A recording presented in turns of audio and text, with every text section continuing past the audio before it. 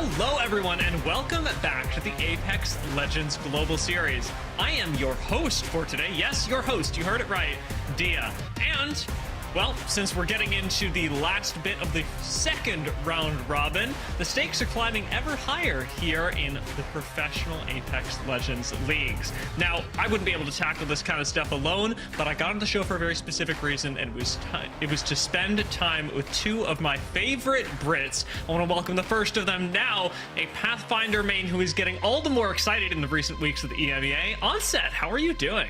I'm doing very well, and the reason being, like you said, not only is Pathfinder starting to reappear, I'm very excited for the patch notes of recently of what's about to happen as well with Pathfinder, so a lot to look forward to there, but also a lot to look forward to today. We are over the halfway mark, right? We are getting into the business end of the season, and we're going to start talking a little bit about who's going to make it to LAN, because that's what this is all about. Of course we have prize money, of course there's placements, there's all that good stuff, but it's all about who makes it to LAN.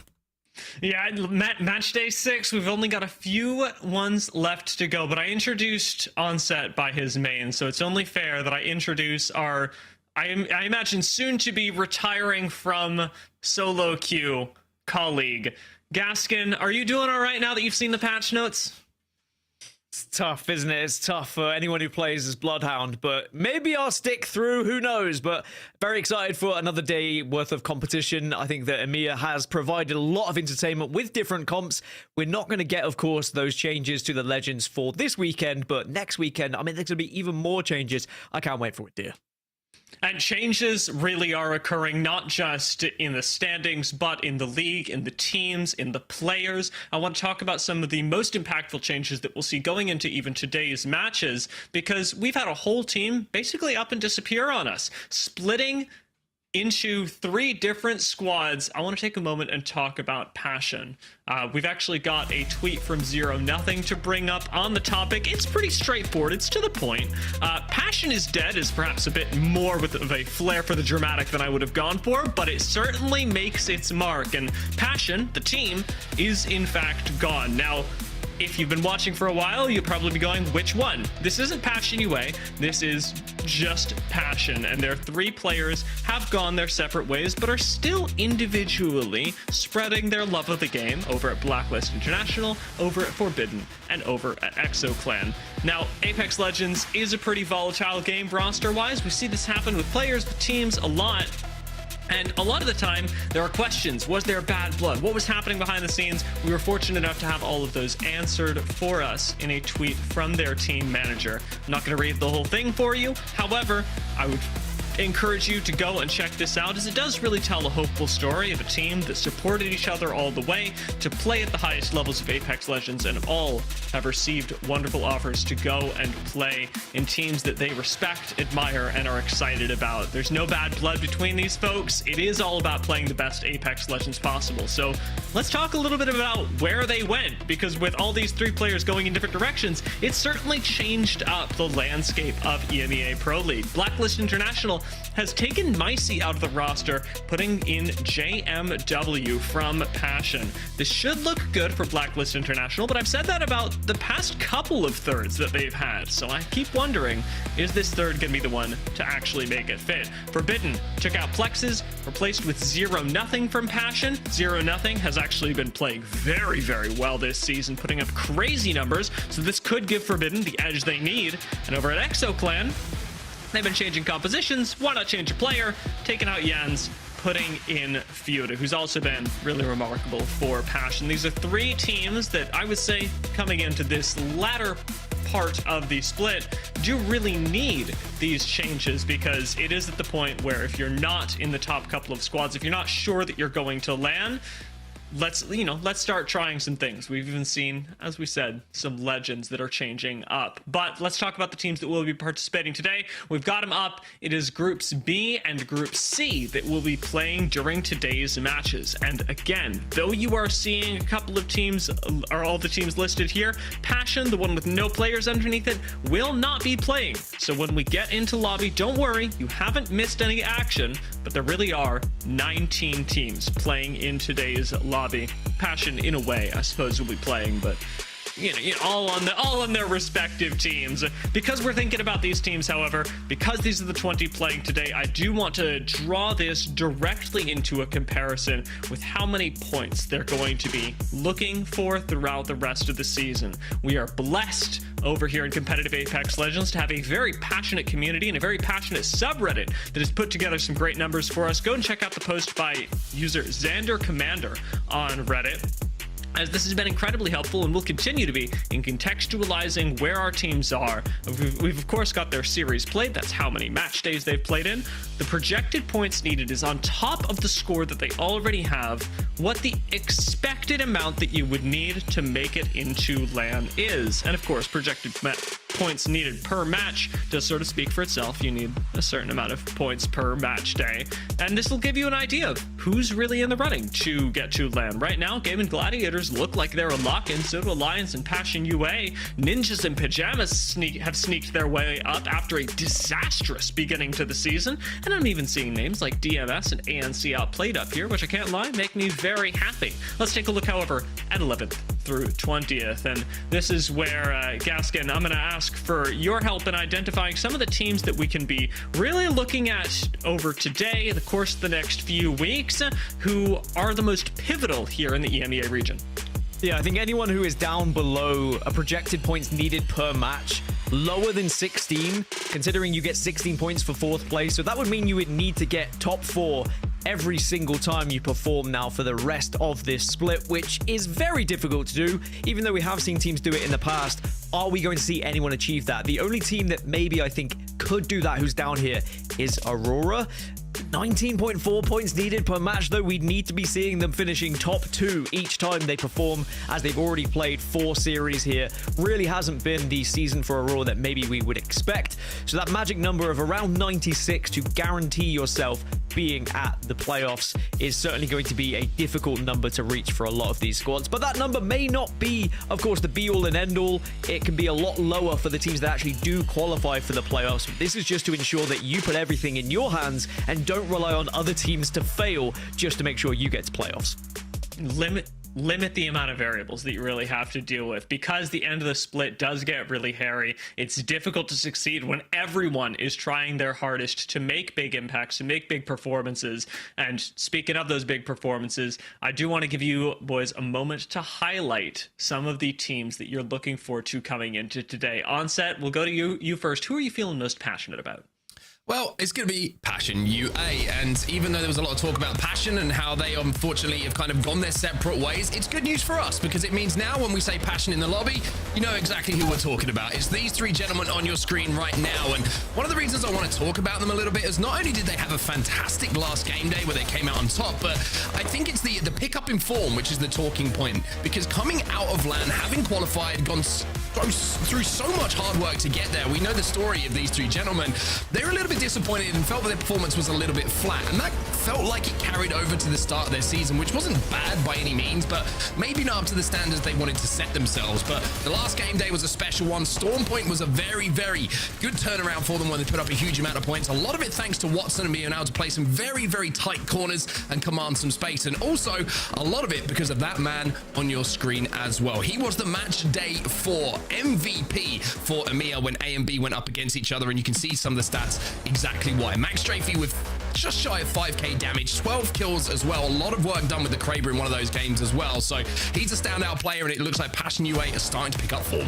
Now, usually, Mark, I would follow you and I would get a team to watch as well. But today I thought I would highlight and switch things up and give us 3 players to watch, because we are blessed to have 3 of the players with the highest average kills per game in the league right now, all competing today. We've got Blast, GG, they're currently in 2nd place. And of course, a large factor of that is down to the impressive start from Blast on mouse and keyboard as well. I will always give props to anyone who's up there in the slaying department in a statistic that has been dominated by controller players. And I have noticed that Blast bring a great calm to comms when we jump into listening, so expect GG to continue their momentum today. Now, speaking of calm comms, NIP are everything but. It's high octane gameplay, loud, passionate, energetic, sometimes even mental comms, and Zayn has been an incredible addition to this team because amongst that chaos, he is a player who can lock in, he can thrive, and he is a player who is vital to their damage output. As long as he gets the call of who's where, who's weak, he will do the rest. If you put a Havoc in his hands, he could take on the world, and with NIP being in 7th position at the moment, they are in good form to get to playoffs. Now, it wouldn't be right to talk about the best fraggers in the region and not mention Effect. Ever since he burst onto the scene, he shook off the will he succeed, will he not succeed questions, and he instantly became a staple, dominating in close counter engagements. He also might want to take up F1 driving at some point with his Trident ability, as we just saw there. We have seen Effect 1v2, 1v3, and he is always entrusted to win any 1v1. While they find themselves in 5th place at the moment, coming off the back of a first place last weekend, Alliance have the opportunity to take the top spot here today, and of course, they are going to need Effect's firepower to get there. Now, this is how many kills they have achieved alongside the damage difference that they have and the average kills. Zayn with 37 kills right now, an average of 2.06. That is insane, if you ask me, dear. It certainly is. The fact that he is basically doubling the damage differential of Effect, who's right behind him, is something that wows me. And Zayn really matching the freak of Nasky has made Ninjas in Pyjamas look so exciting over the past couple of weeks. Now, fortunately, you at home have the opportunity to actually watch Zayn in action, watch Effect in action, watch Blaster Max Strafe in action, all, of course, powered by FACEIT Watch. I know you're probably catching us on Twitch or YouTube right now, but if you want a chance to balance what you see here with perhaps a map stream, perhaps a couple of player perspectives, you've got the opportunity to do that. I, for one, have been really overcome by FACEIT recently, as it's now got VODs available where you're able to watch things as they happened in real time. But don't wait for after the stream.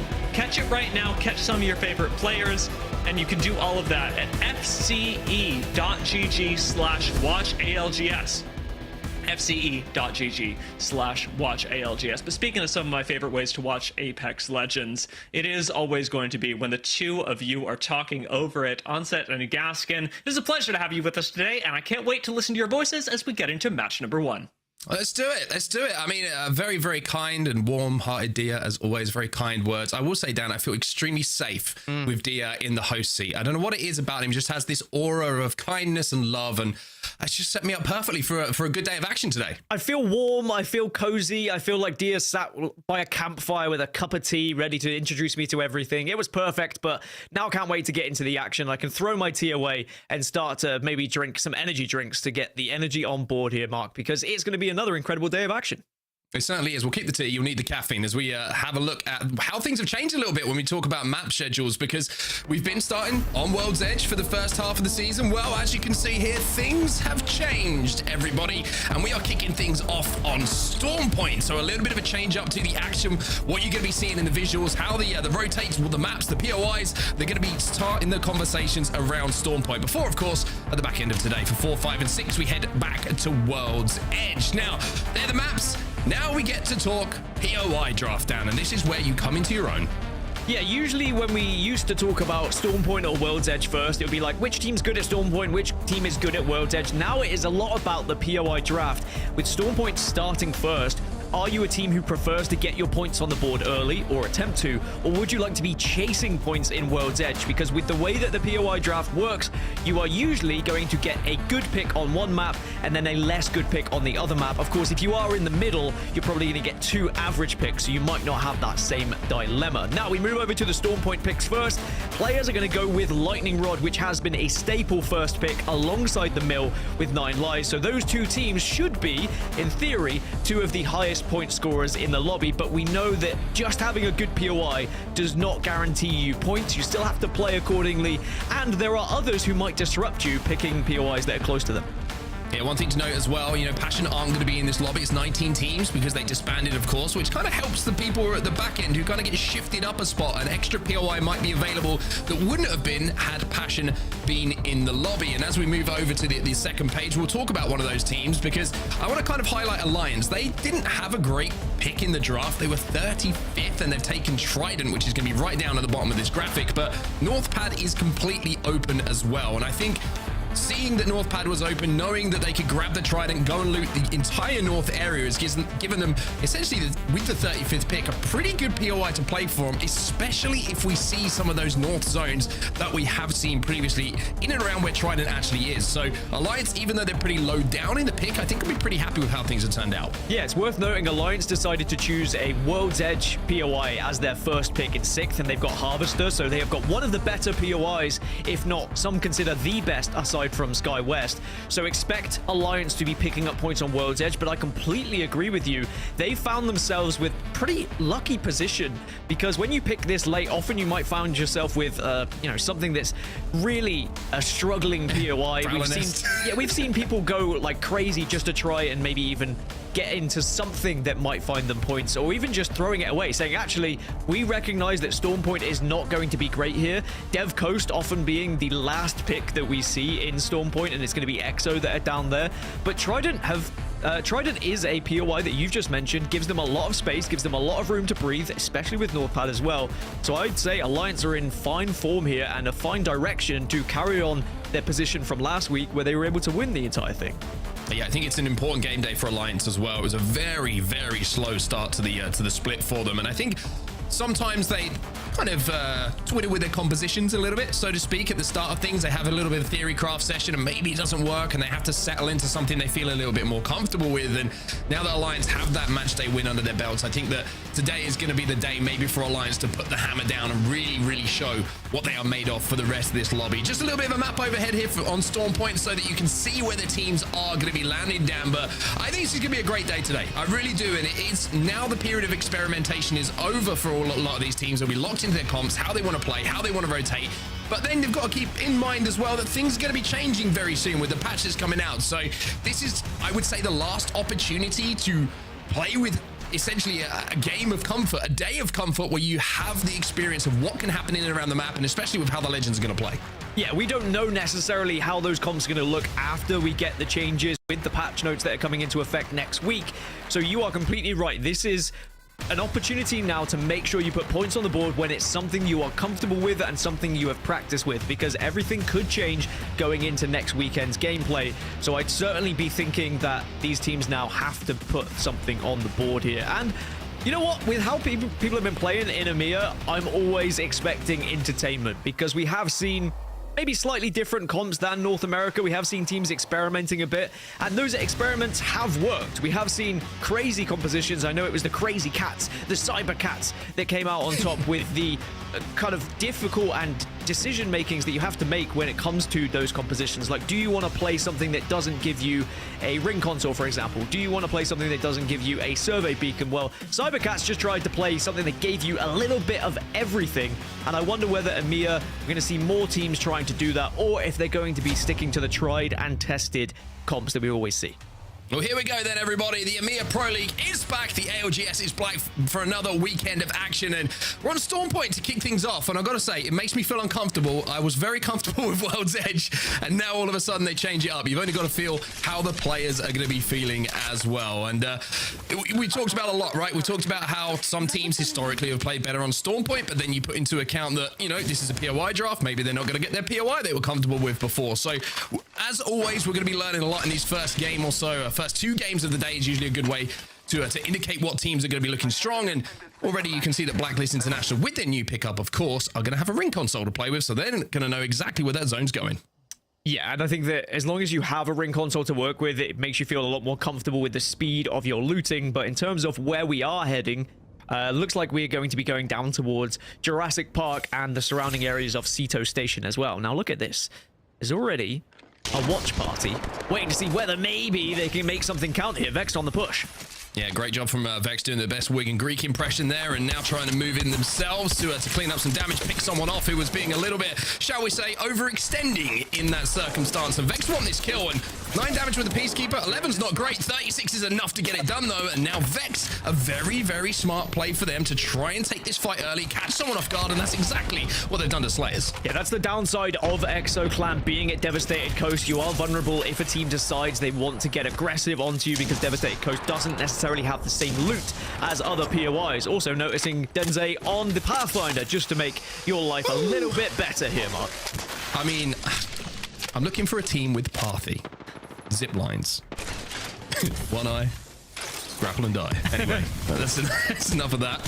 Vex got to be careful here, though, because the one thing about where we're fighting at the moment, right down to the southern side of the map at Devastated, is that extreme height building is very, very difficult to push. So Exo can kind of buy a little bit of time here. They can take a little bit of time to maybe reset, try and wait out this push and hope that a third party comes into the area to give them a little bit of help to get out of here.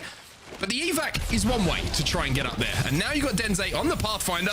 Well, there's another way to get up here. Zip line up, try and get some damage down. Yeah, against most teams, you'd probably feel safe on the height, but against the Pathfinder, sadly, it is not going to be as comfortable for you because people can just zip up behind you. Now, Vex, I expect them to be able to get the full wipe here. I would be surprised if Exo can survive, but I've seen Case Winnie do crazy things before, but it's not going to happen now. Exo Clan will be eliminated. 18 squads now remain. You can also see in the kill feed, Faye just got a kill. 2 kills, in fact, it seems, so there's other fights happening around the map. Yeah, there's a lot of it happening in and around Jurassic, and yes, indeed, that's where we're going to turn our attention as the full English. Well, they're feeling hungry at the start of today, and they're getting a couple of KP on the board as well. 18 squads remaining. Just remember that we did start this lobby, and will have this lobby with 19 teams today because of the disbandment of Passion. So one team eliminated, but also some bodies on the floor already here. Full English in a pretty good spot, just as to where this zone is going to go. Looks like most of the lobby is banking on it going towards Jurassic. And one team that's going to be in a very good spot is going to be ANC Outplayed, who I'm pretty sure did drop over here. I have to double check that themselves, but they had a ring console to play with as well, so they're going to have great pro for this zone. So the Full English, who have not really had the best of starts so far to this season, and if the projected points needed per match are somewhat accurate from what we saw from Reddit as well, they'd need around 20 points per series. So that is going to be them having to get top 2 each time. But more likely, they could get a first and a third, for example, and it can even out. But yeah, there's a lot to do from the Full English. But the fact that it has gone to Jurassic, they have won the first fight, they are in a position where they could win this game. It's very early days, but certainly getting that confidence on board by winning that early engagement, because we have seen the Full English struggle in the early game in previous weeks. For example, when we saw them landing down towards stacks, losing that first fight, and then they weren't able to get any sort of thing on board. But everyone who is in the kind of central areas of the map of Storm Point have already found themselves within or around Jurassic Park. But then you've also got the late movers, Alliance that we spoke about earlier, dropping over towards Trident. They'll be arriving a lot later than everyone else. One team that's had a little poke at the tunnel is going to be Passion UA. Danish are holding down the tunnel themselves. They are on the inside, whereas Passion UA were having a little look from the outside. And I want to get your opinion on this. Do we kind of navigate our way away from calling them Passion UA to Passion? Oh, controversial, I folks. don't think we do. We keep it consistent. Passion UA for life. Saw someone out there. Stay focused. I will say the tweet with Passion disbanding of saying Passion is dead is like something you would say after we just lost a 2v3 Look, against I need you the to team. lock in. I just sometimes I'm distracted, all right? I should lock in. You are completely right. Gaimin Gladiators, by the way, a team who I highlighted at the start because of Blast has just gone down. So I highlighted Blast, but they have made their rotation, but they found themselves in the thick of it here.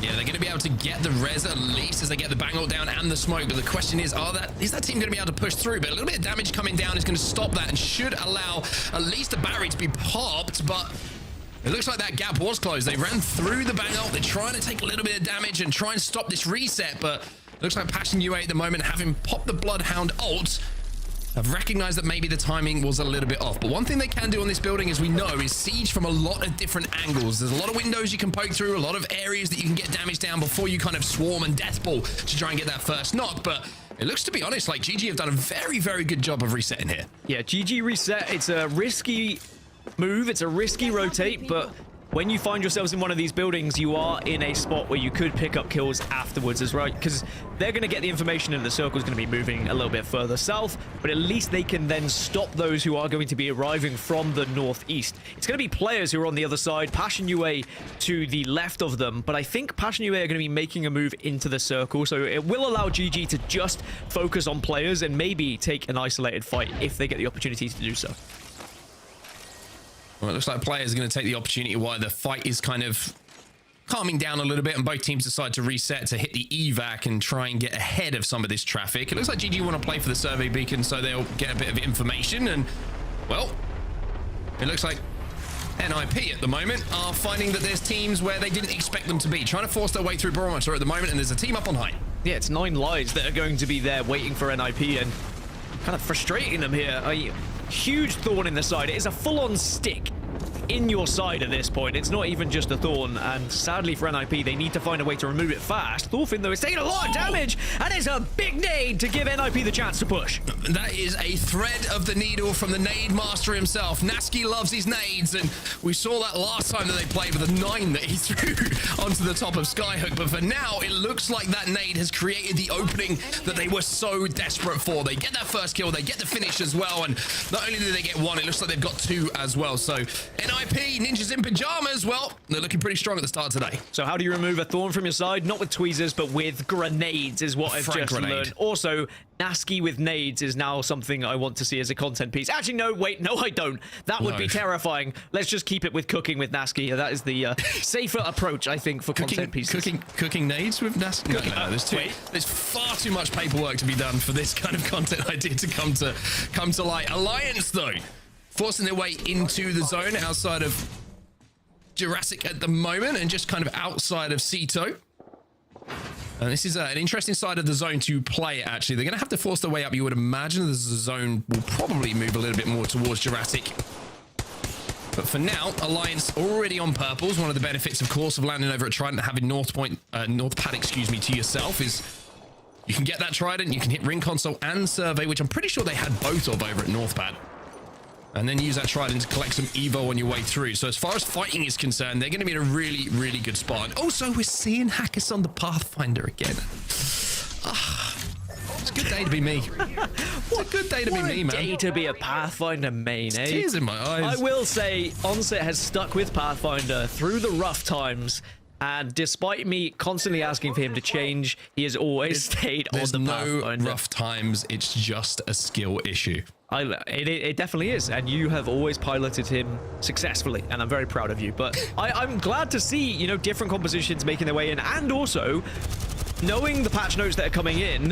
Is it an idea for teams to maybe be playing a different comp? Oh, ouch, not quite. Is it a chance for teams to maybe play comps as well that they are going to get used to, that they might try and use in future weeks as well? Well, it's a question that... Because there's another Pathfinder. It's a great day. Funk. Let's play Pathfinder. There's 3 in the lobby. Maybe we'll see even more of this next split. I'm being weird today, everyone. I'd like to apologize. I've had far too many coffees to kick the day off. But the real question is, how many is too many? Well, I'll let you know at the end of the day, because I'm not going to stop. DMS. A little bit of damage coming in from them at the moment, but not enough to get that first knock, and now they've got to navigate through a fuse ult themselves. So Taskmaster trying to move out from this fight to be the center of gravity and try and be the one to capitalize onto the damage that came through. Now you're seeing the knuckle cluster, and now you're seeing the full send, and the poor old Pathfinder, well, forget about it. He's not poor now as he manages to get that first knock. DMS, though, Taskmaster, looks like a 1v1 for the win, and DMS will go down, and Vex will survive, and it's Denze once again, and the Pathfinder do some work, and it's even more kills at the start of this game today with Vex. A very good start for them. Yeah, a really good start for them. They are pushing so well together and targeting everything as you would need to. I think there is clear comms from the IGL of when they start to make their push. And of course, the players who are getting the damage done, hitting their shots, which we always say is very important as well. Now, we will get a little bit more circle information, and I'll talk about it once we get there. For now, let's focus on rolling teams trying to take this fight, but it looks like they are going to just retreat for now, as a few other teams were having a look in this direction, and they don't really want to throw themselves into it, because I think it's 3D Max from a distance who are doing some damage here, which just means rolling teams can't force this fight just yet.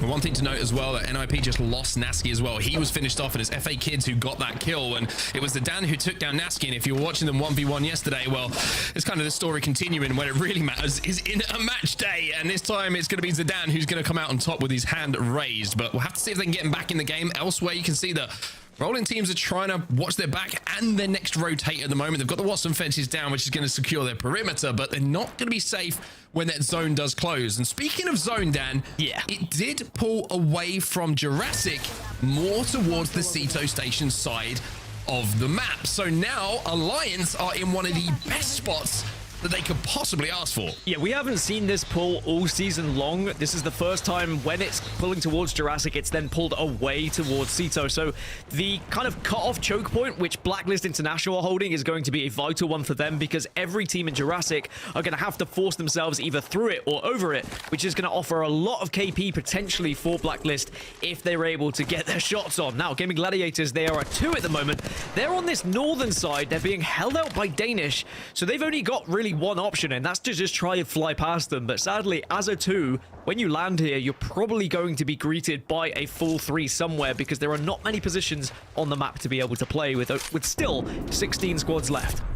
Full English, you mentioned how they had a pretty good spot to start the game with off of the info they had. Well, like we mentioned, that's changed very, very quickly due to that zone pull. They don't have that information as yet. That's why they're trying to just kind of creep up a little bit, see if they can take a fight, and take a fight they will. Lifein will get the first knock, and now you can see they're trying to chase down these final couple of players to take out VexX, who have been, I would say, one of the most engaged teams at the start of this game. 9 lives will be falling in the meantime, so another team has fallen out of the lobby. There's your map overhead to give you a lay of the land, and everybody, like you say, who was in and around Jurassic has to move now. VexX have fallen in the meantime, so happy KP to start the day, but not a happy placement. Yeah, 3D Max currently taking this fight as well, and they've lost 1, but there's still an opportunity here, especially with the damage coming out from the Vault here.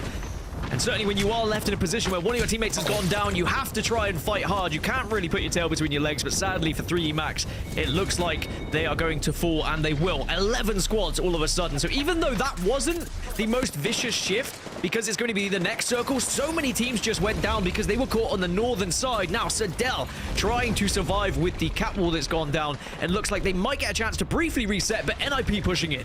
Yeah, this is a really, really strong push, and NIP have been holding all of these teams out as a duo. Zane takes a huge amount of damage, so Amphi's having to do what he can to support his teammate for long enough for him to get that battery off, but they see a 2v2 opportunity here, and Amphi does not need to be asked twice. It's more KP here for NIP, who take out the full English. The first knock came in, it's a 2v3, and NIP, even as a 2, managed to put some points on the board here. Well, now they're going to have to try and hold it at 2 versus 3, because rolling teams have not only found them, but they got the scan on them, so they have the info that it's a 2, which will allow them to be more aggressive here.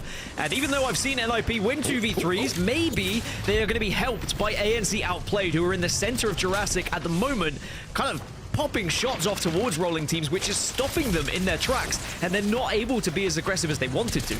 You can also see the Catalyst is just slowing things down, but the off angle is good, and now they should be able to death ball in here and should be able to finish off the last remaining members of NIP. That's exactly what they do. Only Ekio has gone down. He'll be revived. There's a shield swap for him as well, but with 6 seconds left on this zone, they have to go, and they have to go now. Everyone will now know that this zone is not a Jurassic zone. It's exactly where Alliance find themselves. Yeah, ANC, Danish, and rolling teams, even Forbidden have to move. I mean, Forbidden might be able to just slot themselves to the left side of that building and survive shortly, but Blacklist International, they are going to be the checkpoint, right? They are going to be the toll bridge, and people have to pay if they want to get past Blacklist at this point.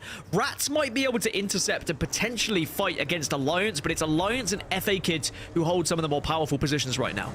Yeah, Rats will be able to play the tree spot, so they'll be fine. Like you mentioned, Forbidden can move up to the tree spot on the right here and try and play that, but it looks like Danish are trying to beat them to it, maybe rotate ahead of them and then take that fight. But like you mentioned, Blacklist International, any fight that takes place on this side of the wall is going to be looking over it, trying to pick up kill after kill. It's a real opportunity for them to do so, and now you're seeing 0-0 on his new squad. Try and force Forbidden up towards that tree spot where they'll be safe, and they'll be safe here for now, but rolling teams did manage to get ahead of them. Yeah, Danish got absolutely obliterated, by the way. Rolling teams have managed to get to that fence line. ANC Outplayed have also found a spot.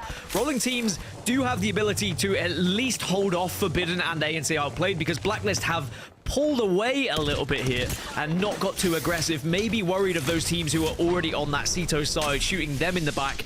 And this is what you have to consider. Yes, you can be those who gatekeep and get kills, but you want to try and think about how you win this game from that position if you're Blacklist. 0-0 with some decent damage coming in from the Nemesis. It's not perfect, but it's good enough to force the team back. And I think they want to try and pick up these kills on this side, and then they have a slightly clearer path through. Of course, they're going to have to deal with Blacklist International once they do make that play, but like you say, they've got some issues of themselves on the Ceto side. So Forbidden have an opportunity here to take this fight. The question is, what ultimates do they have available to help them? You can see that Aku is hitting the ult excel at the moment to try and get that Bloodhound ult back. The only opportunity they really do have to do anything here is to fight, unless they do want to pop a late evac. And speaking of popping late evacs, it can work, but also it can cause some problems. But there might be a playable spot actually under Alliance here, under this building, which is exactly what the last player alive is going to try and play for. Thread himself under there, wait for these teams to fight and pick up some more KP, but it looks like NC Outplayed, unfortunately, will be eliminated. Tried, tested, did not work, sadly. Was not true to them. Forbidden now down to a 2. They're being held up by rolling teams. They have to try and be aggressive and take this fight. They've done good damage, and they will win it, but now this is where Blacklist International can just pick them apart and bide their time, but maybe Rats could take advantage of this. Remember, Rats were on the northern side, and they might push down and take this position away from Blacklist. Yeah, I really like this play from Blacklist, though. Not overextending at any point, just being patient, knowing that the only way for the remaining members of Forbidden to go is through that doorway. And when they come through, they're going to have 3 guns traced on them. It's just a case of picking up the KP, but you've got to do that first, and finally they do. They should be able to get the reset, but no, like you said, the worry was always there as FA Kids swoop in to clean up the remaining members. And now Forbidden down, Rats down, as Alliance just overextend a little bit, as 3 squads now remain to see if they can get some damage down before they try and take game number 1. Alliance had eyes on Rats for that entire game, and as a duo, they were holding it out, and now Blacklist International get wiped, and we've got a straight 3v3. Alliance versus FA Kids, the 2 teams we mentioned in the better spots when we saw that zone shift over towards Ceto. But now FA Kids on the south, they have to fight uphill slightly here, and they're trying to make a move quickly. I love this. Try and take the height away from Alliance. Yeah, they tried to take the height away from them, and they have done so. I also tried to just isolate those 2 players who were a little bit split from Hackis on the Pathfinder, who was probably thinking, hey, if you take damage, I can grapple into you. But losing the height is one thing, playing off this rock is another. And Zidane, who picks up one of the first kills of the game today, wants to pick up the last as well. He is flying it. Wow. He's playing with all sorts of confidence. They take the height. They are fully on top of Alliance right now, and it's great damage in this fight. Big damage coming in from Zidane. He should be able to get this knock. J Savage will help him out in that situation. A lucky down as well. And Hackis on the Pathfinder, well, he's going to use a zip. It's not his own, but he's made it a little bit more winnable here. He's got the spray with the Havoc, but it's still a 2v1 situation. FA Kids will take it. Hackis can't make the magic happen. Then it will be FA Kids who manage to take the height of Alliance in those final moments. So be your champions at game number 1. Wow, the aggression from Zidane there, the amount of space that he was able to take really opened up that fight for the FA Kids. Getting on top of that building just commands so much attention. You say, look, we are above you. You have to either stay inside and then we'll slowly surround you, or you're forced to peek. And when they did peek, Zidane was there waiting and shredded through those shields in a very impressive fashion. And FA Kids take a great game 1, but we also have to give props to Alliance. When we spoke about that POI draft and the position they found themselves in at Trident, the second to last pick on Storm Point, and they find themselves in second place in game 1. That's perfect for them. Yeah, very good game for Alliance. I think they'll be a little bit frustrated with how that final moment went, considering that they all had red Evos, if I wasn't mistaken, and FA Kids certainly had some purples in amongst it. But I think it was the catwalk that changed the complexion, right? Because it forced the 2 players off of the height to slide back down to the building. And knowing there was that opportunity to take height, like you mentioned, Zidane didn't need to be asked twice. He knew that was a game-winning play to take the height away, get damage down, and then they managed to clutch up in the final moments there just to clean up the final pieces of Hackis. But yeah, it just shows, right? Red armor doesn't guarantee you a win, even though you have more HP. Sometimes it's about managing your abilities and managing the space in that final circle. Yeah, and I think being able to be that aggressive and have that confidence in your team to back you up as well, you very easily could have seen players be that aggressive and then get punished for it, but he knew his teammates were very close behind. They were, of course, making that call, or someone made that call to all push together. Even if you are a little bit further ahead than everyone else, as long as you have the trust in your teammates to cover you, if someone peaks early, then you can make a play like that. So it just shows the chemistry of that squad and how well they're playing at the moment. Also shows that Alliance form is still looking pretty good as well. We mentioned how they had a very good previous match day in comparison to maybe a very slow start to the split for them. A little bit of tinkering with the composition always happens with them, but when it is the business end of the season, it always feels like Alliance start to come good. And again, we talk about zone pulls down. It was another one that I think took a fair chunk of the lobby a little bit by surprise of how it shifted back towards the Ceto side. Yeah, I was looking through the previous circles that have been around Jurassic, and we haven't seen that so far this season. So any similar circles from Zone 2 have always shifted towards Jurassic, so you can understand why most teams went for that prediction, went for central of Jurassic. But for the teams that arrived late, we mentioned it, Alliance were one of the last to move. They were playing Edge. They didn't really have a choice. They kind of had to play any building that was offered to them. And it turns out it worked out for them. So sometimes playing Edge, it can be a reward. We have seen teams who are on the Edge in the late, they get punished because the heavy zone teams can take away a lot of those priority spots. But for Alliance, they take full advantage of being one of the later arrivals there.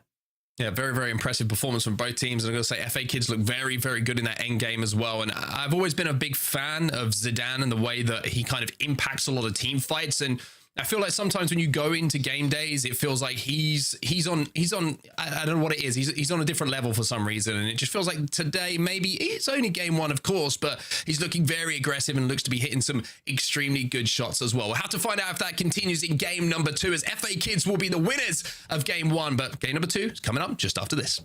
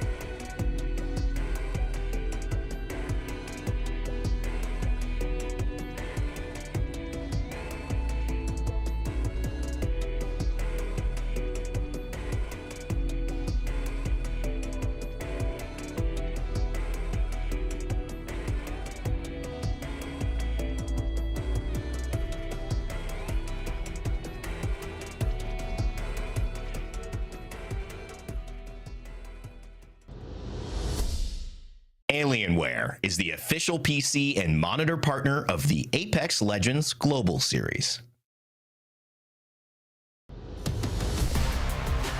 Welcome back, everyone, to ALGS Match Day number 6 here at EMEA. After Game 1 got off to a, I was going to say explosive start, to a very downhill one in the best way for the free agent kids. Alliance managed to grab themselves a second place, and that's just the first of our maps on Stormpoint. Yeah, a very exciting start, a interesting zone shift as well. I mean, it always is going to be the case when you get a zone shift that heavy, which teams benefit from it, which teams have predicted it, and which teams are just a little bit fortunate that they were last to the zone and they kind of had to go with a position that they found themselves in. One thing that I was impressed with both FA Kids and Alliance in that game is when that zone shift happened, they realized the commanding position they found themselves in, and they took that space. They spread themselves out so that they stopped anyone landing on them and taking a position that was nearby. Alliance as a 2 split up to dominate Rats, who were on the northern side, and the FA Kids then took the southern side and made sure that no one pushing through the Jurassic gate could actually take their position.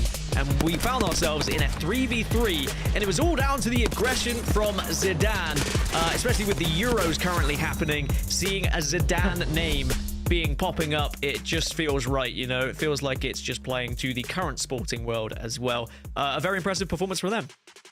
Yeah, I mean, one of the things that really impressed me about this, you said we haven't seen this circle before during the course of this split. When we get rings like this, however, it really does demonstrate who is putting in a lot of time in scrims, who's studying rings, who's playing a lot of ranked, and you could see a lot of those zone predictions, even though we haven't seen it in ALGS, still be made by teams like Alliance, Free Agent Kids, and especially Blacklist International, even though we didn't see them in the real fight for the end game, because since they got wiped out by a nice push out of Free Agent Kids, I want to give credit where it's due. That was a great zone prediction by Blacklist, and had they been able to hold on to height, they very well could have done a lot more than 3rd or 4th place. It is okay to call them FA Kids, by the way. I'm just going to let you know that. You've said Free Agent Kids every time, dear. We're okay to say FA Kids. We can shorten it. We can make your life easier, I promise. That's true. All right? Imagine if they're in the thick of it and you have to say Free Agent Kids every single time. I'm just going to save your tongue right here, right now, okay? FA Kids. Let's try it together. Ready? FA Kids. We got it. He's done it. No, I was very impressed. I think that you're completely right that teams are going to be playing ranked, they're going to be playing scrims, they are going to be finding that position to just put themselves in a spot where we can find ourselves getting a good circle. And we said that, you know, you can always tell when somebody's been putting in a lot of time when they're studying the game. You've got the opportunity to demonstrate your own study of the game by joining in on the Challenger Circuit. We've got Challenger Circuit number 2 finals coming up just this Monday. You can check those out at twitch.tv/versus_GG and another underscore. But you can not only watch Challenger Circuit number 2, you can actually join up to participate in future Challenger Circuits and eventually make your way to the Apex Legends Global Series Pro League. We've got several teams on stage now in EMEA, NA leagues all around the world that are making their way into top 10s, top 15s, and are doing so based off of their Challenger Circuit performances, Gaskin. Challenger Circuit always provides entertainment, and we have seen teams break through from the Challenger Circuit and then find themselves at the tippy top of Pro League. So if that was something you want to find yourselves doing, then get involved in Challenger Circuit, and I can't wait to see who is the next rising star to come out of it. I'm really remembering like Made in Heaven, or I suppose I know they've undergone a name change, a bit different, but that was the really big impressive story to me coming out of Split 1 playoffs, or into Split 1 playoffs, and they had a fantastic performance. Now as we get the chance to move into game number 2 of the day, we'll get a look at who can put up perhaps an equally, if not more impressive one during the course of this game. It is going to start pretty slow, but the FA Kids have started over here in Barometer, as they did last game. Didn't have ring console last time, still predicted the zone really well. Let's see if they can do it again. Replicating success from game 1 to game 2 is always going to be difficult because Apex Legends is going to have different zones, right? But we have seen people find that same kind of success and that same kind of consistency by adapting and thinking on the fly. Now, one thing we have to give credit for those teams who are finding success at the moment during Pro League is those that can adapt. The teams that are struggling are those who cannot adapt. We have seen teams that are so used to being at a certain POI and rotating in a certain way, and they haven't been able to find that same form because they are just struggling to adapt to the same ways that others are. Now, circle-wise, I guess I said zones are going to be different. It is going to be a little bit different. It's not going to pull as far out to Ceto this time, but it is still going to be predominantly in the Jurassic Park area. Maybe just a little bit north we might end up pulling. It could pull to the kind of southern side of the mountain within Jurassic Park, or it could pull on the northern side of Jurassic here. So this is going to be a difficult prediction for a lot of teams. I'm definitely keeping my eyes on Lift, and I'll say I'm surprised even now to see Forbidden making a rotation into Jurassic when they could have stayed in Pylon and gotten a free scan for next ring. Now actually sitting in Jurassic, that's going to be much harder. I do value Zone 3, whether it be survey beacons, whether it be ring consoles, both of those can be incredibly valuable, and whoever's actually holding on to Pylon during the next zone close will get that advantage. So Forbidden, who were in a good position in the previous game, because of course landing down here allowed them to play Jurassic, they're going to be one of the squads we have to keep our eye on for where they go, because having the ring console information now, are they going to be able to put themselves in a spot where they can get to the end game? Now, they're already being contested here, as all teams are trying to find this same spot and trying to find this same place to play in the early game. Ult for ult is Forbidden, and forcing a cat wall by using their own Rolling Thunder. They still haven't managed to actually find purchase on the outside of this wall, and it might be in Forbidden's best interest to play a building, reset, wait for some of the cooldowns to come back. It's exactly what Aku goes for, but 0-0, still low, and finding it very difficult to escape on the immobile Caustic may be the one that struggles to rejoin with the team. I think they're probably going to back off. Most of these fights shouldn't really happen. There is enough playable space where you don't really have to engage, and with the zone pulling in the way that it is not a dead cert of where this zone is going to be going. I don't think any team really has a proper idea of the final circle here, so the priority position they think they might be fighting for arguably could not even be a priority position. It may not be worth scrapping this hard, but the pro players are pro players for a reason, and if they believe that this is a position that they absolutely need, then that's when we'll start to see them commit to a fight. I mean, Vex, just by sitting here in the open, are certainly taking a risk. It may not be a full commitment, but it is very easy to find poke onto teams that sit without a real building to cover them. 3D Max very much know that and move forward to abuse this position. As you said, everybody playing quite conservatively does mean that we're not getting a whole lot of kills going down just yet, but even as I say that, the proximity of teams is starting to cost us a few lives. So ANC and Forbidden are both committing to Jurassic. There is a large portion of the circle that is not currently in Jurassic, which does worry me a little bit, as the Gaimin Gladiators get a kill onto Bazaar here. And they are maybe going to continue with this aggression. They're holding the northeast side of this zone at the moment, and there's going to be a lot of teams coming through this kind of choke that will struggle. So you can pick up a lot of frags if you do find yourselves in an area like this, because as teams come sliding down the hill in the late game, you can pick them off. Even though we talk about the height of Storm Point and how it's so difficult to fight from low to up, you've also got to consider if you are arriving from high to low, you are sliding into danger so often. Especially on lift, like there's basically no cover when you move down towards these buildings, where we can realistically say the zone will be ending closer to. We're just not going up to the highest of high grounds here by command center. Things are more likely to bring us towards Jurassic. It's just a matter of by how much. It's for that reason that I like positions like those of Vex, who are able to play outside of the zone, or rather outside of where the center of zone should be. Problem is, they're currently fighting up against DMS. Neither of these teams really fond of coexisting with others or sharing the bounteous survey beacons. Yeah, and both of them probably aware that at any point, the free agent kids that you call them could be arriving at any point from the southeast as well. So you don't really want to get involved in the fight knowing that there is a third party on the horizon, so you have to be careful and you kind of have to just back off from one another. And that is down to knowledge of who's dropping where as well. Even though we don't have the same kind of system now with POI Draft, of course, teams will have a list of who is dropping where, and you have to be aware of those squads arriving a little bit later, and they could really mess up your game if you are not careful. Now, a team that I do want to talk about and the position they find themselves in is Nine Lives, who are just in the kind of northern building and tunnel of Jurassic Park, and they could be in one of the priority positions for the late game as well. Especially when you're playing the tunnel that you talk about. The nice thing about it is that you have access to either side of the ring, whichever way it pulls. You don't have a whole lot of cover when you exit the tunnel, but in this case, it looks even better because they don't have to make a decision. They can even gatekeep squads that make late rotates and punish, find KP, and then commit even later on. I'm liking their spot. I'm also liking Blacklist International. I think this is another great zone prediction out of them. It certainly proved to be so thus far, and it looks like the zone is going to continue pulling on top of them, perhaps on top of maybe Danish, Gaimin Gladiators. Again, it's another zone shift away from Jurassic Park, and similarly to what we've seen so far in ALGS, a lot have pulled down to the southern side into Jurassic, but because there was so much coverage on the lift area, it was more likely to pull to the northern side, so that is why we have seen teams like Blacklist and Stay Healthy predict that and now find themselves in one of the better positions. As now Gaimin Gladiators, we were speaking about this choke that they've been holding, and teams maybe arriving a little bit later. It's Passion UA here.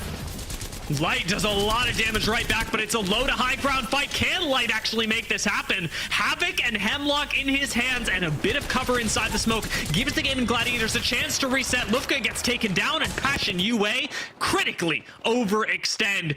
3D Max do watch the fight happening, but it doesn't look like they're too keen on finding a third party against a terrifying performance from the Gaimin Gladiators. Yeah, I think 3D Max already recognizing that they are in a pretty good spot, having the Watson to be able to zone and take space here and just take as much of an opportunity to generate a position where you can command in the late game and force other teams to push you. So they don't need to push for that kill. They are already in a good spot. I like that two of them went to get a little bit aggressive to see if they could pick up any extra KP. But it is also very important you're aware when not to get too overzealous and push in as well. So 3D Max, they'll be good for now. Gaimin Gladiators will survive and can hold that northeast side. But then it's Stay Healthy and Blacklist International who find themselves in center zone. Now, another area of contest right now is Cascade Falls. You've got NIP and Full English here. Full English holding out NIP, and Alliance are not far away. So this will certainly be an interesting engagement when it happens. And if you're checking out the FACEIT Watch map stream, you'll know that with Alliance coming up behind these two teams, there's always the opportunity for yet another fight to break out. I like the proactive Bangalore ultimate out of Nasky. Could buy his team enough time to evac, or just use the zip line off the evac to take height in this building, which is still technically in zone and could extend the fight. Nasky is farming damage. Does need to find an entrance into these doors somehow with just that little bit of space. A little bit of an oversight. Lipen goes down, Dell goes down, Faye is gone, and Full English are out. It is literally 2 inches of a difference, but that's all that Ninjas in Pyjamas needed. 2 inches can make a big difference, and Ninjas in Pyjamas will be very happy with that. And there is going to be conversations happening inside that team, because not holding the door is very poor for you. It's very poor form allowing that gap. Now, Alliance, they are in a fantastic position to maybe jump in on this fight. Let's go into a listening and see how they do. Okay. It's not by my door, I guess. It's got me. Let's get back now. They're just inside. It's a cutscene, yeah? Or Bang? Who is it? Catalyst, yeah. I'm popping Excel I think we first. leave now. It's pretty chill. I think we leave. Yeah. How do we leave, sir? Just come up to the roof, we zip away. Yeah, I'm coming. Smoke the window. Smoke the window when we go. Yeah, I'm popping more Excel. Let me go. Team up there, I think. They smoked team up there. Yeah. Okay. Maybe the shelter for that one. There's not much we can Just do. saying, as I said, this team is split holding this. They're building in front of us here. Yeah. Is there anyone tunnel? I don't see anyone tunnel. There was team before. There was, I'm pretty sure. There was team before, yeah.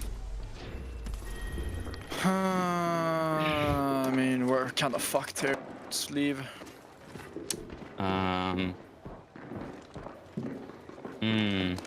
Okay, listen, late game, like when this zone is closing, we can just evac from the roof here, and we're gonna land in the water spot here. We play the tree and we play the bins, and then we can 3P backwards towards Jurassic. And that'll be fine. We're kind of stuck here otherwise. Yeah, we should be able to get an evac off. Fighting up here a little bit or whatever that's what you're doing. Listen, I'm gonna put an evac right here. I'm gonna put an evac right here, and we fly. Okay. Shouldn't you do more middle roof so they don't shoot us really? Can they? Team's flying down here, by the way.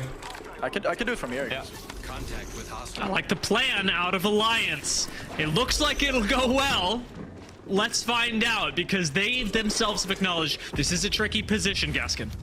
It is a tricky position. I mean, choice words as well being used, but you've got to acknowledge when it's going to be a difficult game for you. And Alliance will be expecting that in Stormpoint, having the second to last pick with a POI that isn't necessarily one of the best, and with the zone moving central again, it is a slightly longer journey than maybe they would have expected. But having the Pathfinder does allow for rotations, but it looks like they might be getting involved in a fight instead, but we'll go back to that later as ExoClan are pushing in, and Slayer's doing a lot of damage right now. With the Disruptors, he's really opened things up, but it's not enough. ExoClan turn around and just sweep them away like it never, or rather get swept away like it never happened. That is absolutely ridiculous. Alliance's rotation going a lot more smoothly than Exo's. They've made their way into dead center of the next ring pull. Got a few care package scans on the way. Their evos are looking good. Their position is looking even better, but they're gonna need to hang on to Bangalore smokes to cover crucial lines of sight.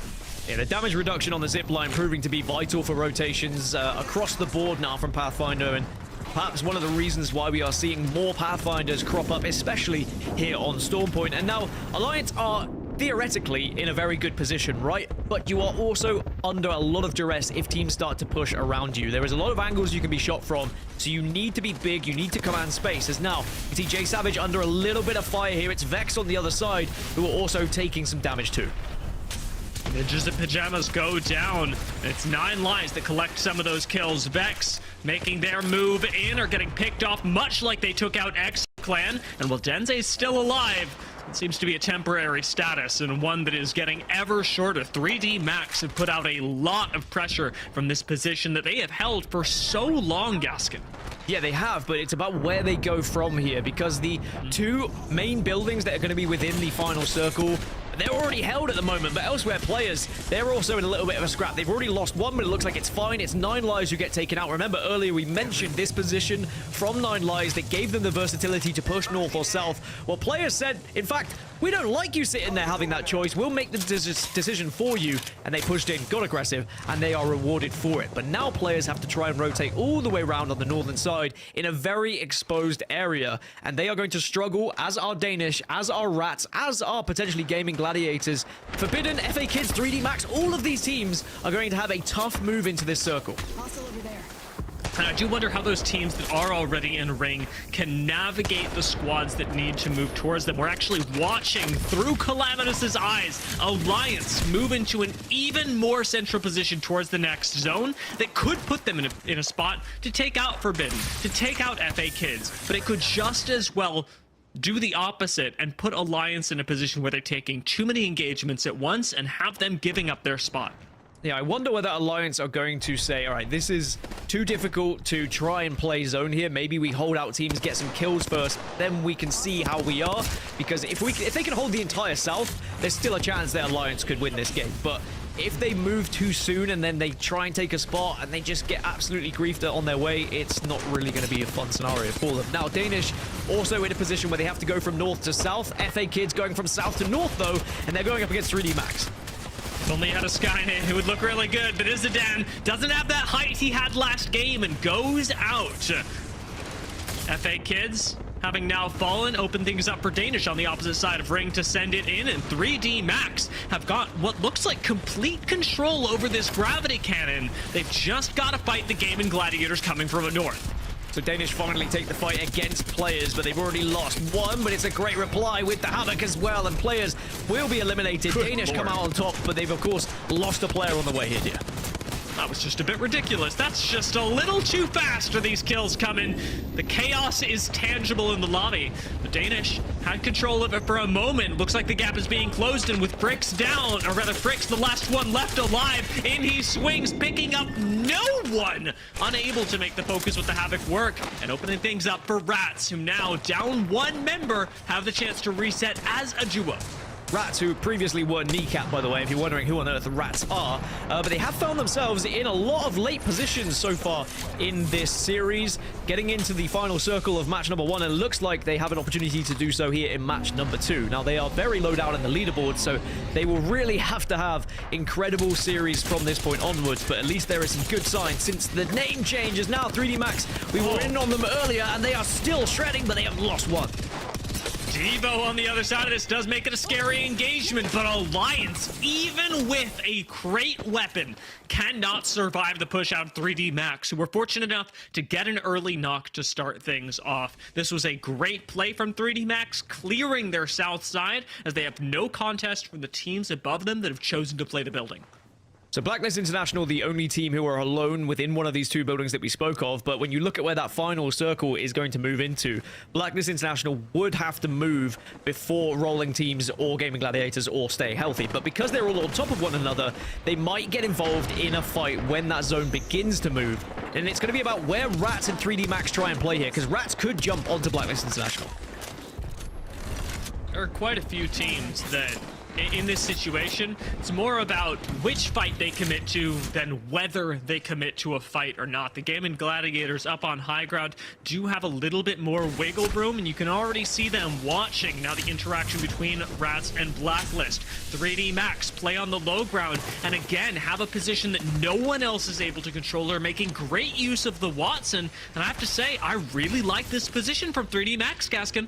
Yeah, it's a great spot, and I think they'll be pretty happy with it because everyone else is kind of on top of each other, and they've been able to walk in kind of unmatched and unseen, so they can take space with the Watson. They will have to walk into the circle and potentially be exposed from those teams in the buildings, but the good thing is, because there are so many teams in the buildings, they're going to be more aware of one another and more focused on one another, and I love this. They are taking as much space as possible. Every time that EQ is able to walk up, he lays down a fence, gets them, I'll say semi-permanent, but still tangible control of that area. Blacklist on white shield, or rather on blue shields, will have to fight Rats on the outside, who do not have nearly the same problem. Full perks, full Evo even on Mania. And plenty with the turbocharged Havoc. Having Tolkien guard this angle. There's not a lot of ways for Blacklist to get out of here, but at the same time, a full-on 3v3 could be disastrous for both squads. In they go to take it. Tolkien makes the first swing up through the fences, doesn't get caught by the Watson traps, and instead, Rats disengage. Lots of damage done. I do love the fearless play we're seeing out of Rats, though. As I mentioned, quite low down on the leaderboards, and they are just trying to push the narrative of we have to have an incredible series here if we want to even have an opportunity, but we see the first kill has gone to Blacklist International, and now Rats, despite their aggression, might have to fight in a 2v3 here unless they get a chance to res.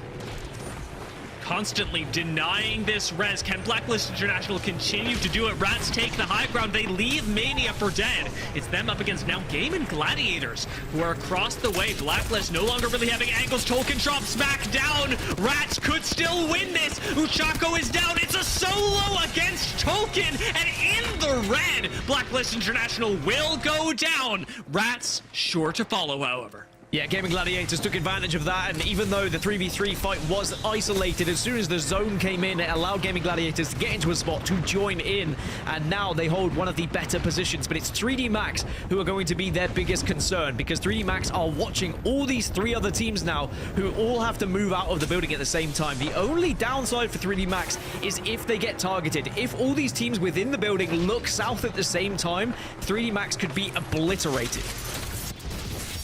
Rolling teams without the revved up Rampage, running a little bit low on ammo, don't have a lot of ways to fight up against 3D Max. Their nades aren't finding purchase because of this pylon. 3D Max sit back and control a lot of space. You just got to make sure no one walks up on you, and the Devo is going to make that easy work. Up on top, however, Gaimin Gladiators have made the move. They're playing on top of the silo, picking up kills. Stay healthy, go down, and Gaimin Gladiators are farming. Somehow 3D Max need to survive on low ground. 3D Max should still win from this position, though, because the other two teams are still scrapping, but we've got the height from Gaming Gladiators, which actually throw a spanner in the works, and now GG with a fantastic opportunity to win here. It's just, there are only two teams that can fight each other on low ground, and as rolling teams expire, Gaimin Gladiators know what they gotta do. Marvelous play from them to take the control of the silo, the only team that could do it, and nobody else could do naught but watch. I think it was difficult for 3D Max because they weren't really able to stop Gaming Gladiators getting onto the height because they were being shot by the other teams arriving down low. Had they been able to look to height and maybe not been behind the box, they could have potentially stopped Gaming Gladiators dropping on that silo with so much confidence. But as soon as Gaming Gladiators got that silo, it was all she wrote, sadly. I was really hesitant as to whether they would do it as well, because that spot is really vulnerable to things like grenades that would have completely obliterated the Gaimin Gladiators, and the biggest part of it is really managing to stay relatively unseen. That they certainly did. 3D Max really only noticing them as we dropped into top 3.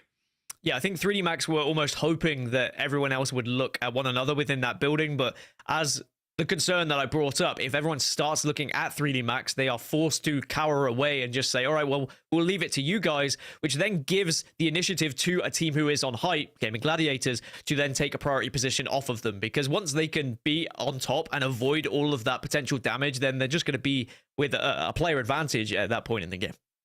Now, while the end game may not have gone 3D Max's way, getting second place with the amount of kills they did and a great position is going to look really good on their resume overall, looking at today's match day. It is going to be a pretty high point game for them, and the Gaimin Gladiators, of course, will take their points quite happily as well. Top 3 actually looking pretty stacked, although KP, not exactly the name of the game in buildings that were center zone. Let's take a look at the match results from last game.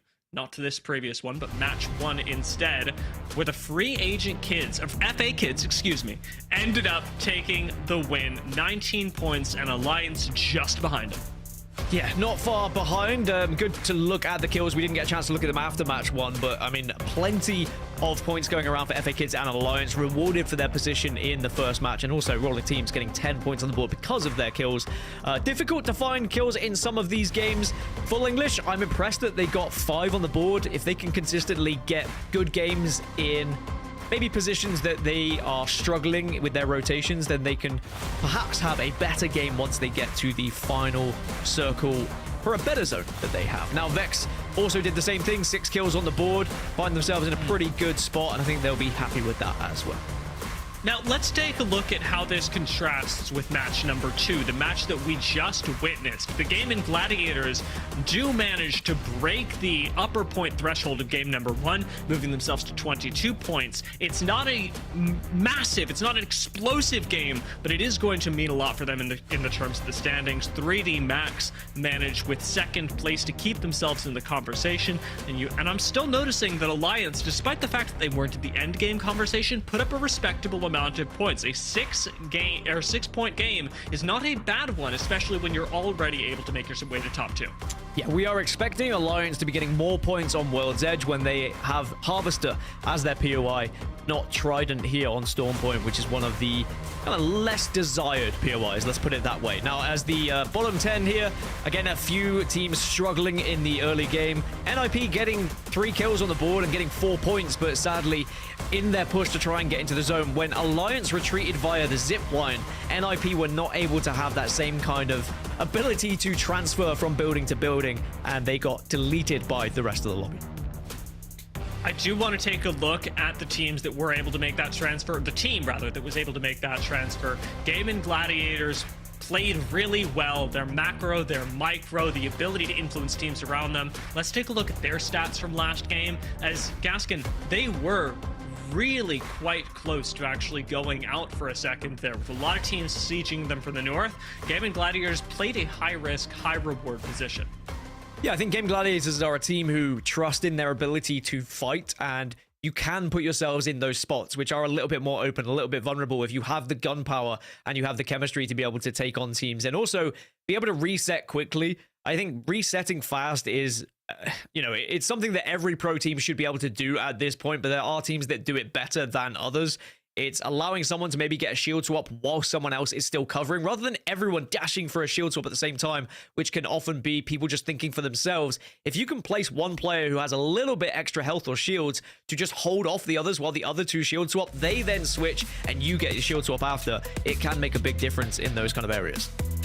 And it certainly made a big difference in these first 2 games. Gaimin Gladiators now sit just behind Alliance, who are in first with 24 points. Gaimin Gladiators 23. FA Kids, not even that far behind. We really are that close in the first couple of games. No one team taking a massive lead, despite great play that we've seen in the first 2 games. Consistency still evading a lot of these squads. Like you're talking about, some teams may be looking forward to World's Edge as the singular position or the singular map where they'll be able to accumulate the most points, but a team like Vex is making just the cutoff into the top 10. You do need to climb as high as possible. These are the last couple of days, and this is certainly the last day of the second round robin. So we'll see what teams can do with their final map of that second round robin on Storm Point when we get back from a break.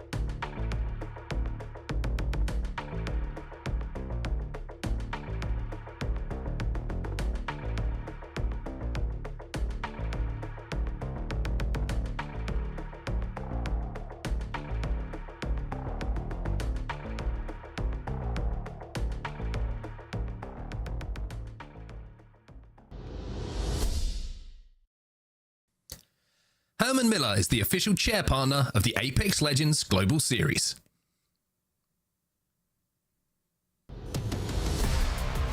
Welcome back, everybody. 2 games done. One more to go here on Storm Point before we change things up and get a little bit funky over on World's Edge. But it's GG who take game number 2 of the day, Dan. Goodness me, a lot of words to get out very quickly, but a very impressive performance from them, taking that height at the end. Such an important decision for them to make, and then game kind of played out in front of them. Looked very easy as we take a look back. Yeah, even just getting to that point by deleting the remainder of Blacklist International, etc., from the other building with position they found themselves in. But yeah, this was a risky move to make. You could see they had already lost 1 by that time, and had they been focused or a grenade had arrived, as Dia had mentioned, then it could have been very difficult for them. But as soon as they got to this position, the other teams had no real chance to stop them in this height. And sadly for 3D Max, who had commanded so much space on the southern side and looked to be the favorites to win that game, they couldn't stop the aggression that happened from the other teams, and they were too weak in the end when Gaimin Gladiators did arrive, and they had to just succumb to 2nd place in the end, which they'll still be pretty happy with, but maybe a little bit frustrated that Gaimin Gladiators were able to get that silo so comfortably.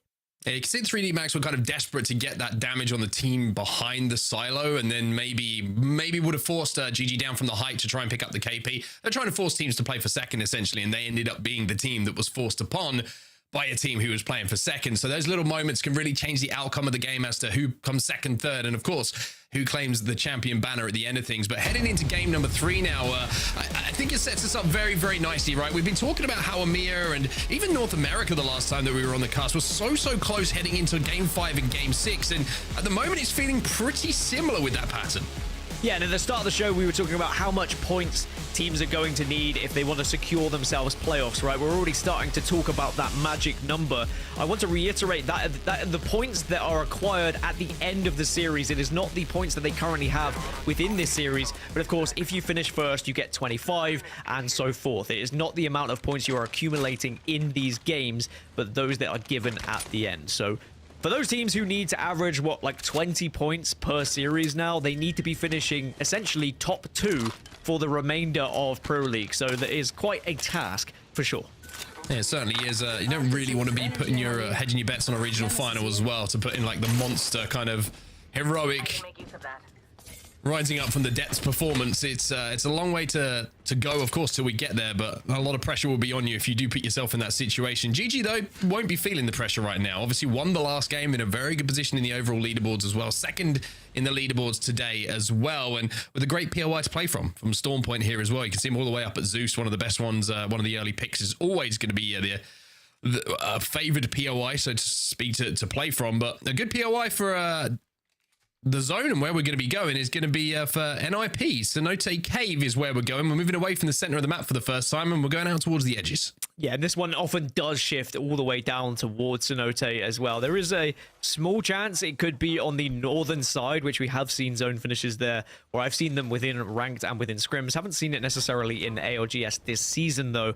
But you can see Stay Healthy on your screen making their rotation, and they are just going to take the northern side at the moment. Perhaps a little bit concerned about committing to Cenote straight away because NIP are going to be there, but now they've just dropped the balloon, you can see. So at evac tower, maybe they can take the spot off Cenote, because you have to remember, NIP don't have a ring console down there, so NIP don't yet know that it is pulling all the way down to the southwest.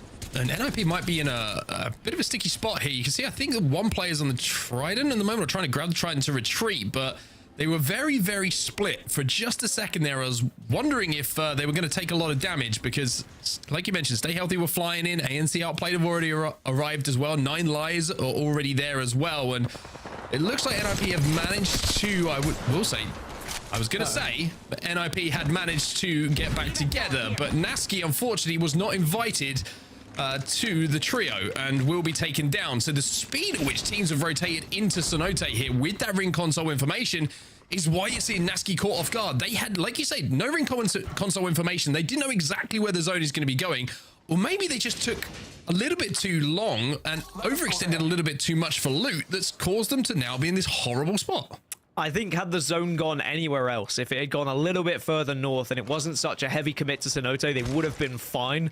But yeah, sadly, without the ring console, they weren't to know. And as soon as they had seen a team was moving very quickly to their POI, it was a little bit too late. They were too split, and it was a desperate scramble, but sadly, they couldn't get away. Now, whether they'll be able to get the banner of Nasky, because I do see there is a respawn beacon available for NIP, maybe they can get back up to a full 3, but at the moment, going to have to fight as a 2. Now, our previous winners, Gaimin Gladiators, going to be approaching from the northeast. It's going to be a long old journey, most likely through Sito Station, and then continuing to move southwest.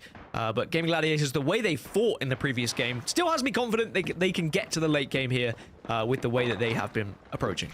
Yeah, I mean, we'll have to go back and watch the VODs, of course, of the NIP decision. I wonder if they thought it was a mill zone, and maybe they were kind of... That's why they took so much space on their loop path, right? To just try and get everything they could before they made their move, and then they were caught a little bit off guard. But had to confirm that for sure. Maybe it was a wrong zone call. Maybe it was just unfortunate, and they weren't expecting the timing of other teams to arrive in the way that they did. But FA Kids, well, been a pretty good day for them so far. 3rd place overall with 22 points on the board already, and just playing the eastern side at the moment, the building just outside of Barometer between Cenote as well. But it looks like they want to try and push forward a little bit and take one of these buildings, which are disappearing pretty quickly because a lot of teams, like we already know, are already there. Yeah, we might get a few teams that now just have to play north of Cenote and hope for a desperate ring pull that most likely isn't going to happen with a zone like this that is so heavy to shift to the southwest. But I know we've seen a few odd pulls happen in weeks of late, so you never really know what scenario you're going to find yourself in. I like this move from FA Kids, though. One way of trying to avoid commotion is by taking a wide route around, and they will try and find themselves on the southern tip, but they are not the first team to do it. Blacklist International have beaten them to the punch here, using quicker means of travel, and now FA Kids are going to be held out by Blacklist. Those guys have got some bouncy shoes. They certainly have moved in a little bit quicker, like you say, just beating them on that rotate. And you have to understand as well, FA Kids probably not wanting to take that fight based on the fact that they had 2 blues and a white. It's, you know, if you've got white armor, even early in the game, at any point in the game, if someone cracks that and gets that information, they're more than willing to be a little bit over aggressive to try and see if they can get that knock. But Vex, who are 9th overall, been very aggressive at the start of games so far and picked up some decent KP, but that's where most of their points have come so far. It seems like when we get towards that top 10, it's almost a fight too many for them, or maybe an ill-advised fight, maybe just an unfortunate position they find themselves in, but just struggling to force their way into that second part of the game at the moment, as NIP will be eliminated. 9 Lions get the info, probably scanned off of the Bloodhound of Vibes to get the info that that was a duo, and now not only did they get the KP, they probably get one of the best prio buildings that you could ask for as well. Yeah, I think everyone will be happy with this far southwest building. Could still pull to one of the buildings just a little bit further north, but you put yourselves in a good spot, or you would have put yourselves in a good spot if you were the only team down here. I think the downside is 3 teams are now in this area, which is going to be difficult to poke out and get any extra damage, and you might just have to resort to holding this building until the end of the game, wait for that zone to move, but sometimes that's how you play a little bit of Apex. But as the zones shift and as the circle comes in, we get a little bit more information and confirmation that we will be going to Cenote Cave as first thought. So Cenote is the place to be, as you can see on your map overhead now.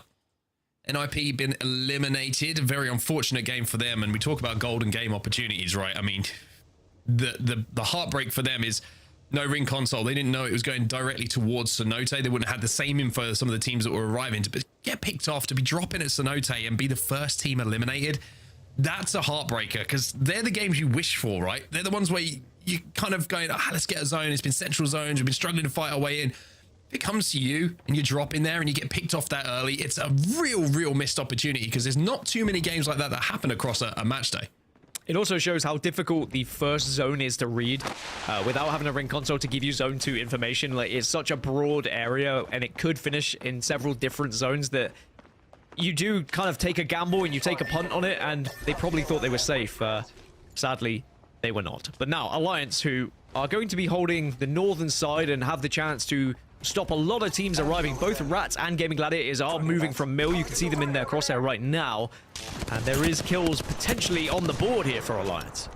Just couldn't quite connect with the Sentinel shot. You could see that may have been a different situation, but it's GG who are actually rotating away from Rats, who are inside of the mill. So GG taking a wide kind of western swing through the egg buildings in towards Cenote. They will be safer for quite some time as well, even if they play outside of Cenote. But Alliance will be in a very similar position. I think, like you said, they're just trying to hold out for some KP at the moment, make sure their backs are clear. Other teams who are arriving a little bit late, you can see players, they're coming all the way down from the north. They're not even in zone yet. DMS are kind of just about arriving for now. But GG are winners, of course, of the previous game. Well, they're inside of Cenote, and they're in a pretty good spot for now. They have to kind of work a little bit harder later on in the game to force a spot and wait for a third-party opportunity, which is probably their best, I'd say, opportunity to get a little bit deeper into this zone. But 2 purples and a blue, they're pretty good for now. Yeah, maybe they hope that someone jumps onto 3D Max and they can join that a little bit later. But there are buildings next to where 3D Max are residing that are open. It's just getting there. Like, sadly, you can think about, oh, well, look, there's a building. If you can hit a survey beacon, which, of course, we can see Gaimin Gladiators do have the opportunity to hit said survey beacon, you could maybe take one of those buildings, but you could get focused so heavily from all those teams on the southwest that it might just be too much of a risk.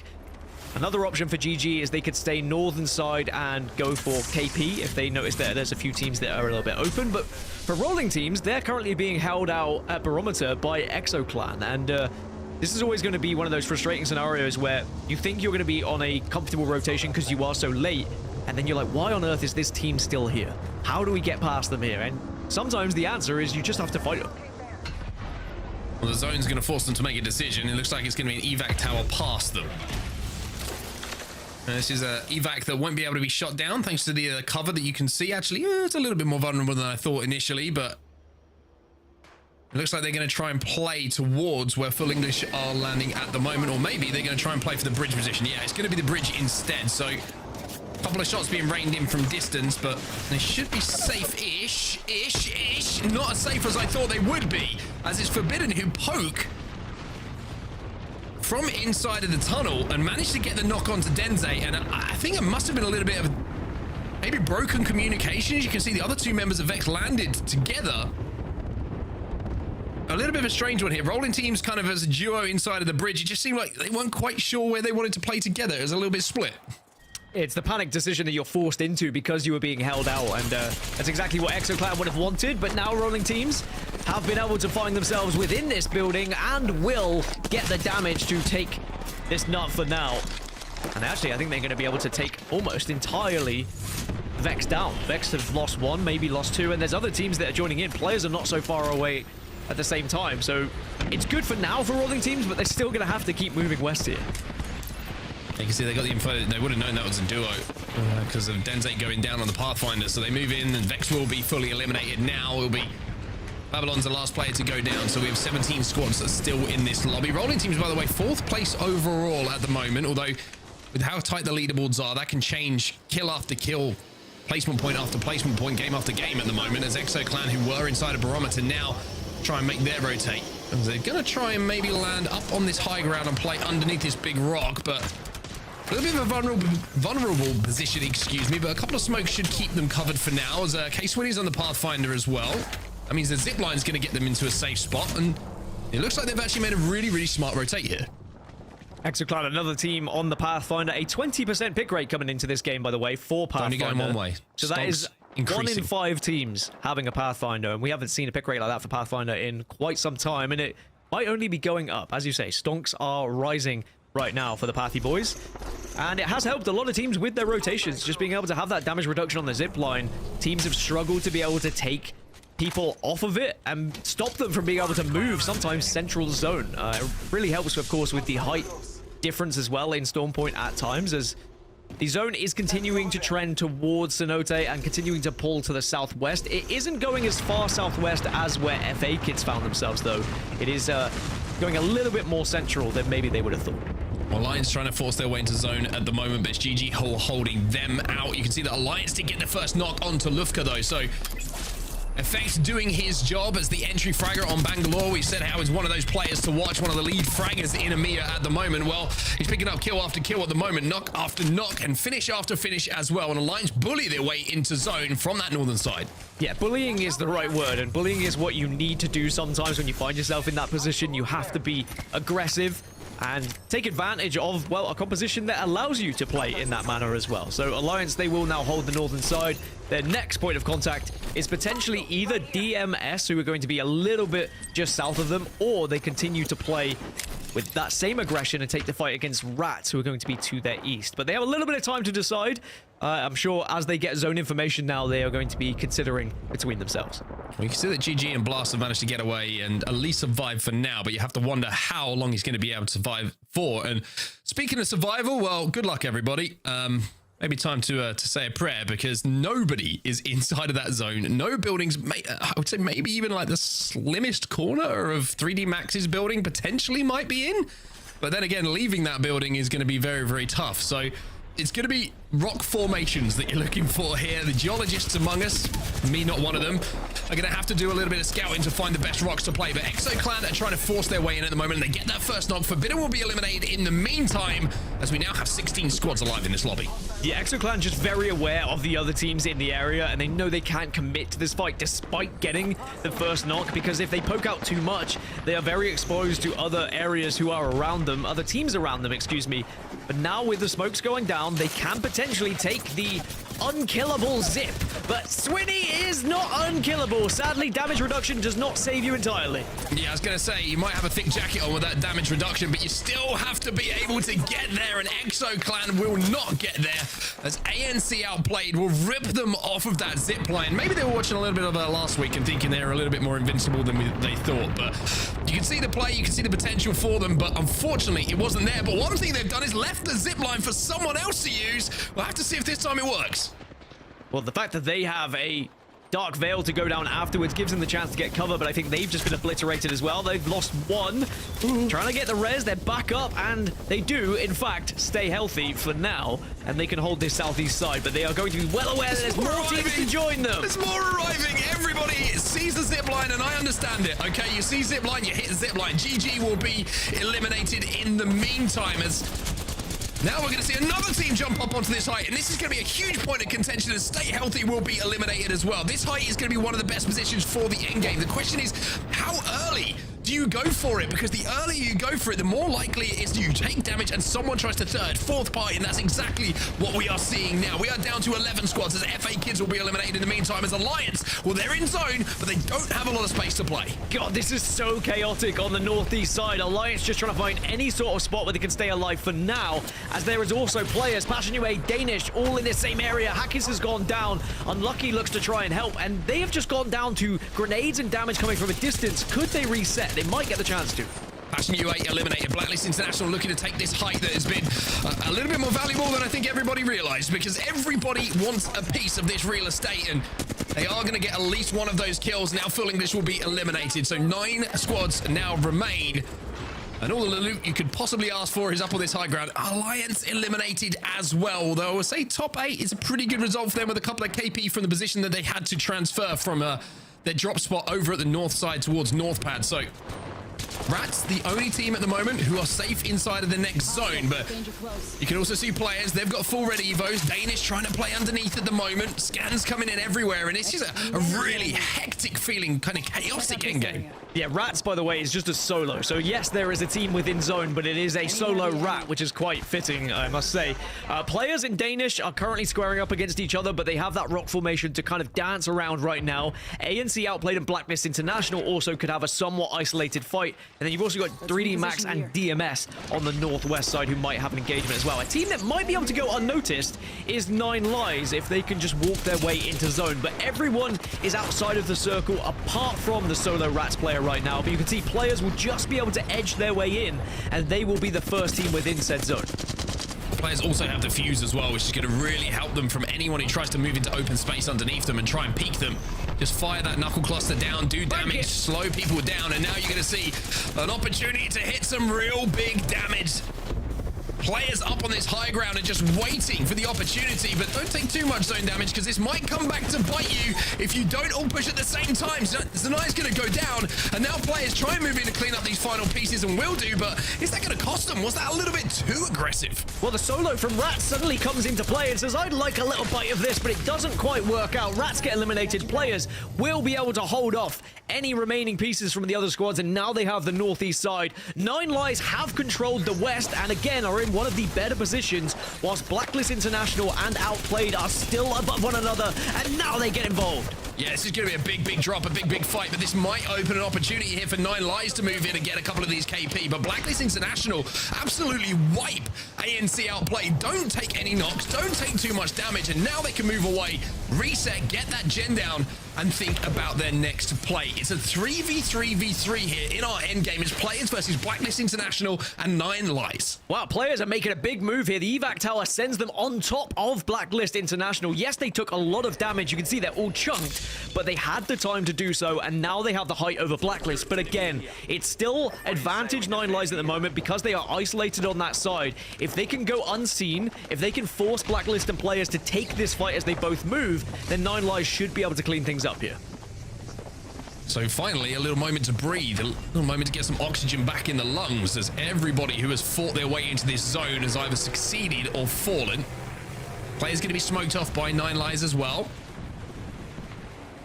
And you have to wonder if Nine Lives are going to be in a position if they take this fight.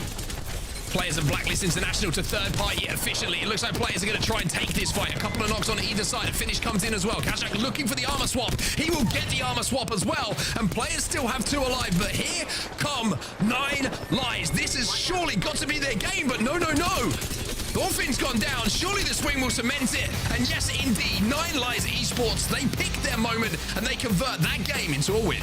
Yeah, Nine Lives, who had that western side, just being able to take the building on the southwest and go unnoticed whilst everyone was moving amongst the chaos there. And having the catalyst was very important for them to make their rotation, and of course having the Bangalore as well to get the smokes so they couldn't be shot in that final moment. It's very easy if you are the one team on one side and there's two teams that are above and below each other. If you don't have the cover, they both will shoot at you before they start to get involved. But the fact that they had the smokes, they had the cover to kind of avoid everything, allowed them to force the other two teams to get into that engagement. Yeah, very interesting game from the start to the finish. We mentioned how the game went right at the beginning for NIP, who will desperately want to have that game back. Unfortunately, it's gone and they don't get that opportunity. But pulling down to Sonote, dropping at Sonote, getting picked off by teams who are just rotating so quickly. And maybe an incorrect zone read. We'll have to get confirmation on that. We don't know, of course, so we haven't heard the comms. But an opportunity missed for them that is taken, unfortunately, by another team in the lobby. We have three different winners now, Dan, across 3 games. And once again, it's just showing, every single game in EMEA at the moment is very unpredictable as to who's going to come out on top. Yeah, everyone is putting their best foot forward here in what is a very important week as well, because we have seen some teams that have already played 4 series now, and as we get through the second round of round robin, essentially, this is when you need to be putting yourselves above those teams that have already been able to play a game, so that when you get into the next round robin, you know where you lie, you know where you and what you need to do to be able to get to playoffs, as those numbers start to be in your favor when we talk about that magic number of how much you need.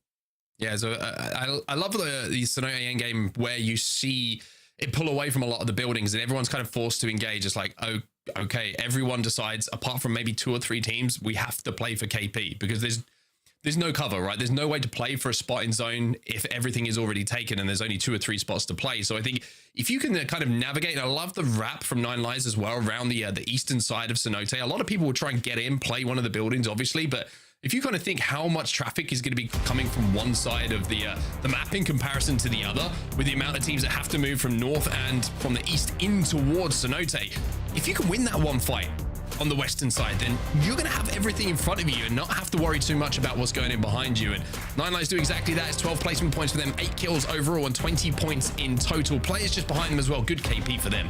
18 points overall. Blacklist International, our third team in that 3v3v3. They will come out of that one with 14. And you mentioned Alliance, by the way, 5 points on the board. I think it's important that we see the consistency from Alliance in these first 3 games, because even though they're not going to be completely up there in the overall standings, they do go into World's Edge with one of the best POIs, probably one of the 2 best POIs on World's Edge, so a good chance to catch everyone up and just putting points on the board was important for them on Storm Point. That's going to be the same for a few teams here going into World's Edge. They're going to have a far better POI than they did in Storm Point, and we'll have to see whether they can make up for that. One of those teams is ExoClan, who were down at Devastated Coast for Storm Point, but now going into World's Edge are going to have one of the better positions for sure. And one team is feeling pretty good after 3 games of Storm Point is going to be Blacklist International. Sat at the top there, 17 placement points, 10 kills, and a new look lineup. Well, the success is already starting to come to the fore for them. Alliance just in behind them, but look how close it is. It is just a couple of points between every single team in the lobby at the moment. And Dia, this is shaping up to be an amazing second half as we head towards World's Edge. And what Blacklist have been able to accomplish so far, they've got very low kills. Gaimin Gladiators in 5th have the same amount, and then you've got to drop down all the way to 9th to find somebody else who is even in that range. The low amount of kills does signify one thing, that zone prediction has been super important for Blacklist over here on Storm Point. But like you're talking about, this shift to World's Edge, while it's going to give strength to a lot of teams, is also going to disperse a lot of weakness depending on your play style. If you are someone like Blacklist International, you've been playing out of Checkpoint North for a while now, you've had priority on a lot of our zones, now we're looking at something a little bit different. But before we do, we have the chance to bring on a very special guest, as it is halftime, and we love to get a little bit of pro player opinion in between the games. I want to speak to somebody who has been on the forefront of innovating the meta here in EMEA. You know him, you love him. It's Cybercat's Elonzi. Welcome to the broadcast. Yep. Hi. Hello. I've been looking forward to having a member of Cybercats on for a while. However, you really made that almost impossible to avoid when we look at last week's games, because Cybercats were the talk of the town. You've done so by bringing out a lot of different compositions. I do want to showcase a clip, actually, of one of those very same compositions that really brought a lot of attention to the team. This is, of course, the big Pathfinder rotate that you guys can already tell at home has inspired a lot of teams during the course of this week. This is the dream they want to live out. This is what ExoClan was trying to do just last game, was rotate through the center of zone in the chaos with a Pathfinder zip line. And it's this kind of innovation with things like Gibraltar and Caustic, big boys that not a whole lot of other people are running, that has really made Cybercats a team to take note of. I'm also noticing that you're running things like Mad Maggie, like Wraith, and then swapping things out for the Pathfinder. You actually change compositions a lot, even within the same set of games, even within the same map. I want to ask you, how is it that you're able to navigate changing compositions so often? Why would you do that in the same set of games, and how has it benefited you? So most of the time, Ranches is like responsible for the picks, but Ranches and Cliff are like filling the lobby so hard, like so they can pick any legend that they think that is like the best right now. So sometimes we just pick Maggie or GB or whatever. It's just they just know what to do. And I was going to jump in and ask you a little bit about some of the conversations that happen around, you know, the compositions you're going to play, because it feels like after a few weeks of Pro League, we get the set meta, and it's been, you know, Bloodhound, it's been Bangalore, and it's been +1 for the majority of teams because of how they interact together. The strengths kind of mirror, and the weaknesses mirror a lot of the other teams. And I want to kind of get the behind the scenes of the conversations you guys have about how you come up with these compositions and how you think this is going to be an impact in this lobby, knowing what everyone else is going to play. So the main idea of the pick of the Gibby, Pathfinder, and Caustic is that you're getting the scan of the ring and scan of the people at the same time, and you can easily rotate with the zipline and stabilize with the Gibby bubble, and so we just felt like it was the right time to pick it. Well, you certainly are entertaining us, and every time you're on my screen, I'm always excited with what composition you are going to be playing. Now, you've been watching the first 3 maps that we've had on our screen so far today in EMEA, and I'd love to get your thoughts on each one of the final circles and how they played out.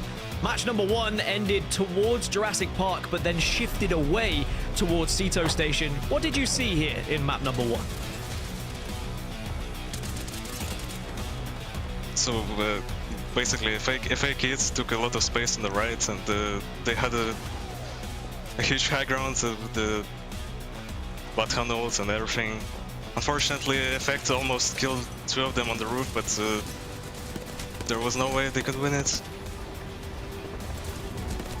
Yeah, it's very difficult when a team takes high ground like they did, and I loved the aggression from Zidane to put himself in this position. And once they had got the initial damage, of course, they were able to follow up and get the final kills and clean up the map 1 victory. Now, map number 2, we went to Jurassic Park again, but it pulled a little bit further north. Did you like this position from Gaimin Gladiators getting onto the silo? Yeah, it was a very nice position to dodge all of the fights on the low ground. And unfortunately, all of the teams on the low ground didn't have the grenades or anything to kill them. So it was the easy win for them.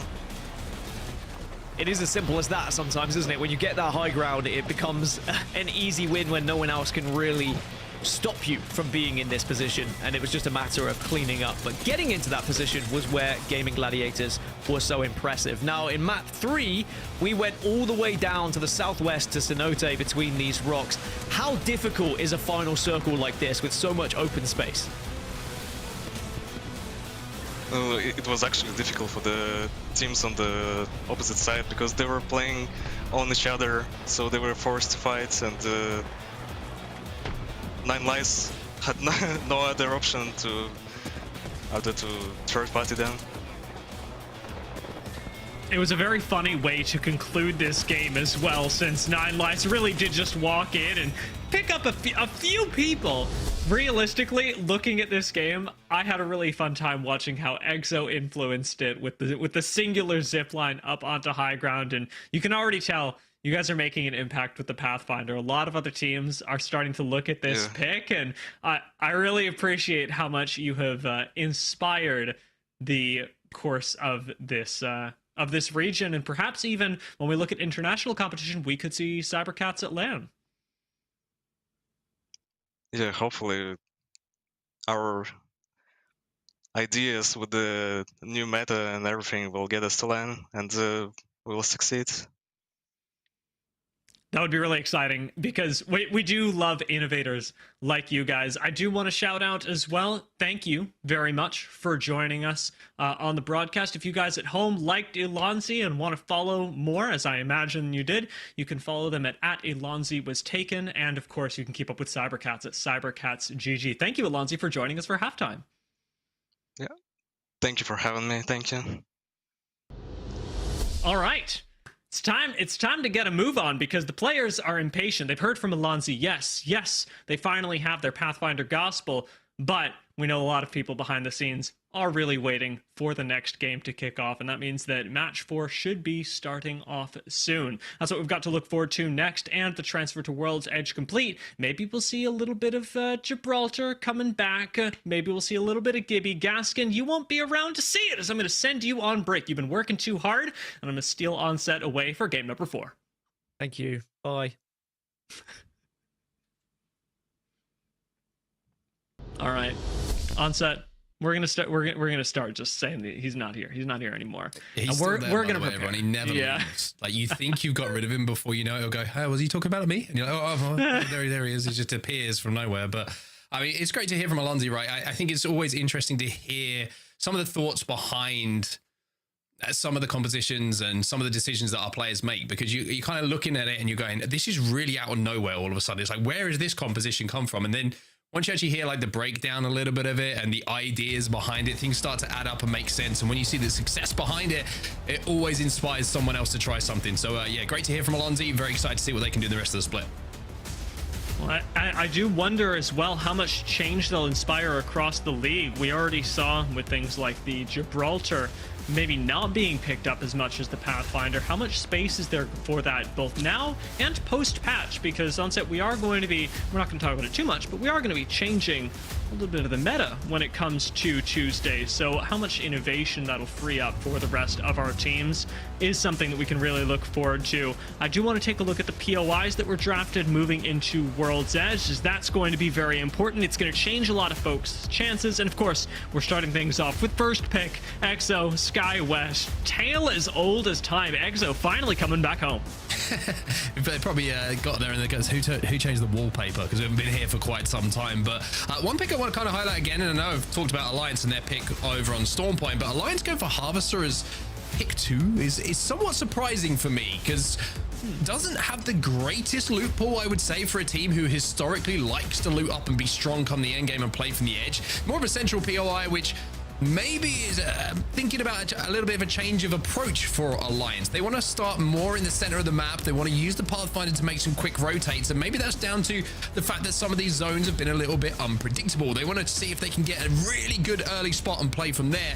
Use that Pathfinder a little bit later on if they have to make a little bit of a stranger rotate towards one of those strange zone pools. But it's an interesting pick for me because historically Alliance have not played from center POI, so something to keep an eye on for sure.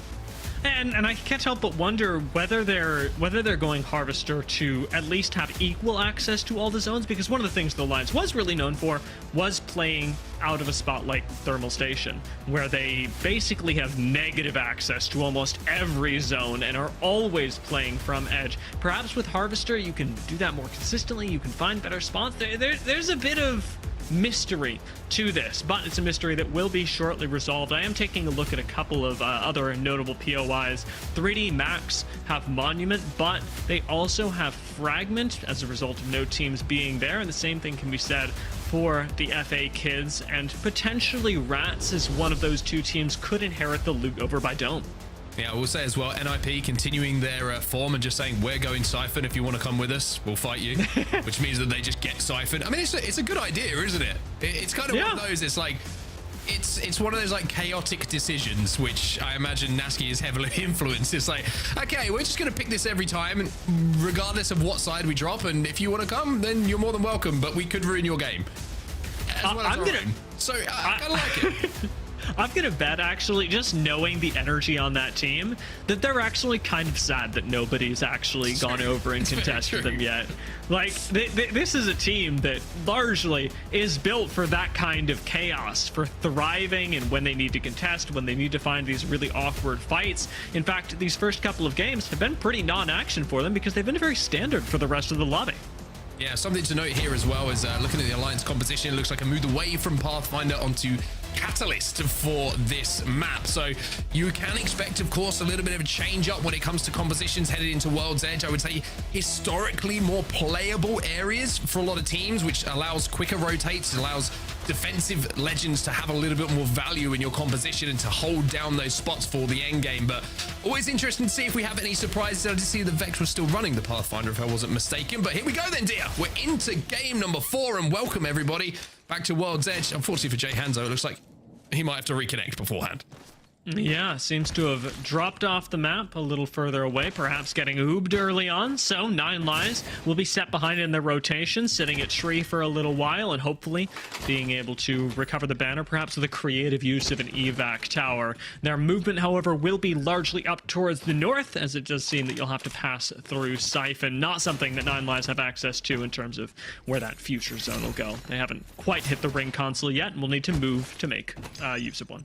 Well, speaking of zone, speaking of console, speaking of all that good stuff and where this end game is likely to be going, I would put some pretty good money on it heading towards the respawn village just outside of Fragment, and Overlook teams being very happy that they can walk down that big old hill and watch the rest of the lobby come towards them. And if you're wondering who that team is, so the team is at the top of the pile right now. Blacklist International are going to be smiling because that is a very, very good zone for them. Not only as well, you can see they have a couple of harvesters to play with as well to pick up some Evo, but I'm also hearing in my ears, unfortunately, that we might be restarting this lobby. So bad news for Blacklist International, a zone that they might have been very happy with. Unfortunately, they're not going to be able to play it out here, dear. Blacklist fans falling to their knees in a Walmart. Meanwhile, 9 Lives fans are just elated because this was a really difficult start of game for a team like 9 Lives. So I'm happy to see them getting another chance to actually play things out perhaps a little bit more regularly. We'll have the chance to figure out where this next ring is going, and I will say it did seem a little like there was a little bit too much plot armor on Blacklist. They're having a zone on them at Overlook. It's poor taste. Yeah, I mean, we know all about those script writers. We'll have to check in with them and see what the plan is for the rest of it. But, I mean, it gives us a little bit more time to just talk about POI, right? It gives us a chance to talk about teams who really need to produce a little bit here on World's Edge because their point tally is just, I mean, keep in mind how tight it is, right? And how one game can completely change things. And I think going into World's Edge, knowing that and keeping it in the back of your mind, even if you haven't had the greatest of storm points, if you're starting off here on World's Edge with one of the strongest POIs like your Exo Clan, Full English, 3D Max rolling teams, and you've got one of those top 5 picks of POI, you know that one big game here can put you up into the top 10, top 5, top 3, top 1 if you can convert. So I think for a lot of the teams who've just seen that restart, I think they're going to be pretty happy that the zone's pulled away from Blacklist International, has been kind of ripped away that opportunity, and they're going to have to rethink their next approach.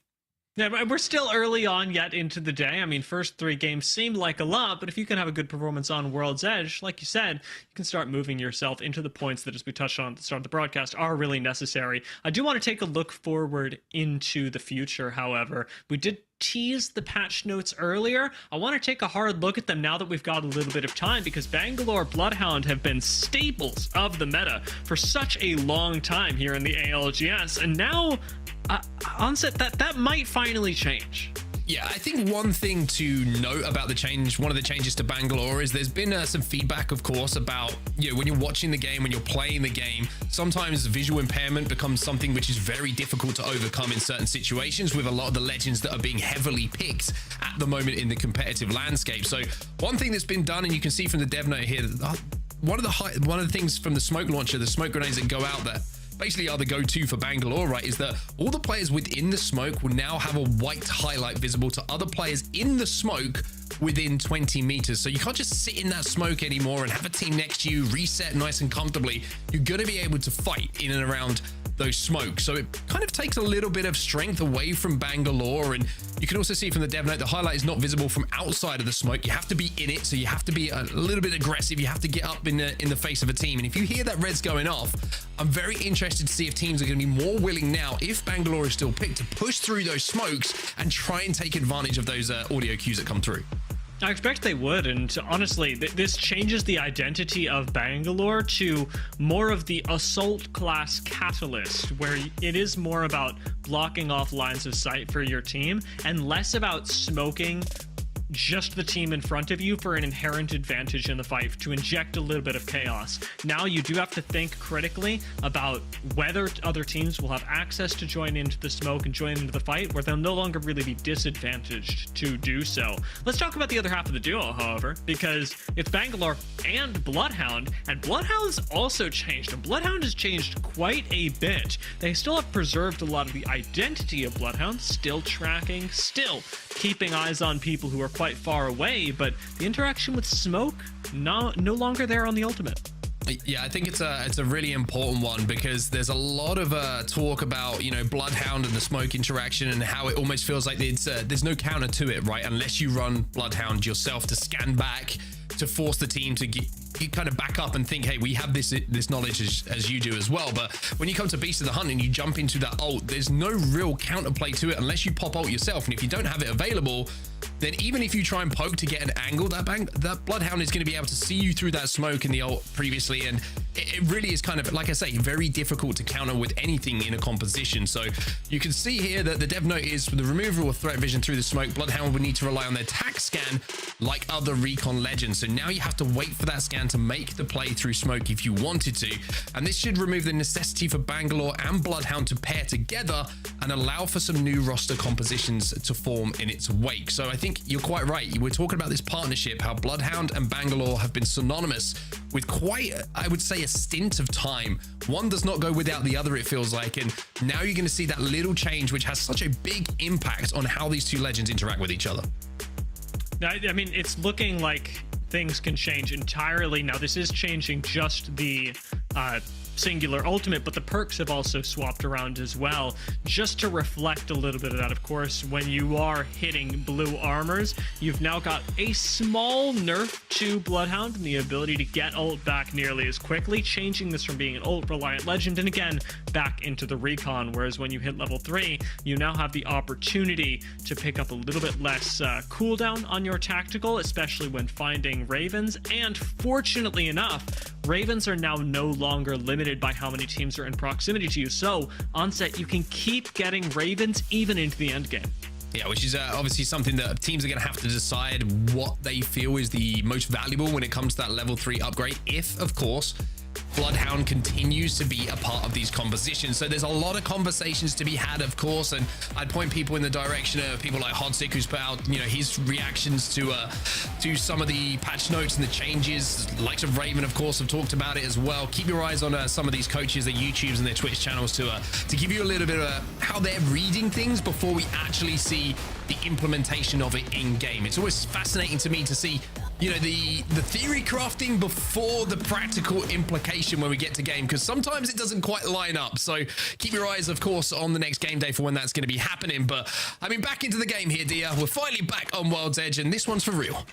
Oh, all right, I'll stop talking about Bloodhound Bangalore for now, but only for now on set.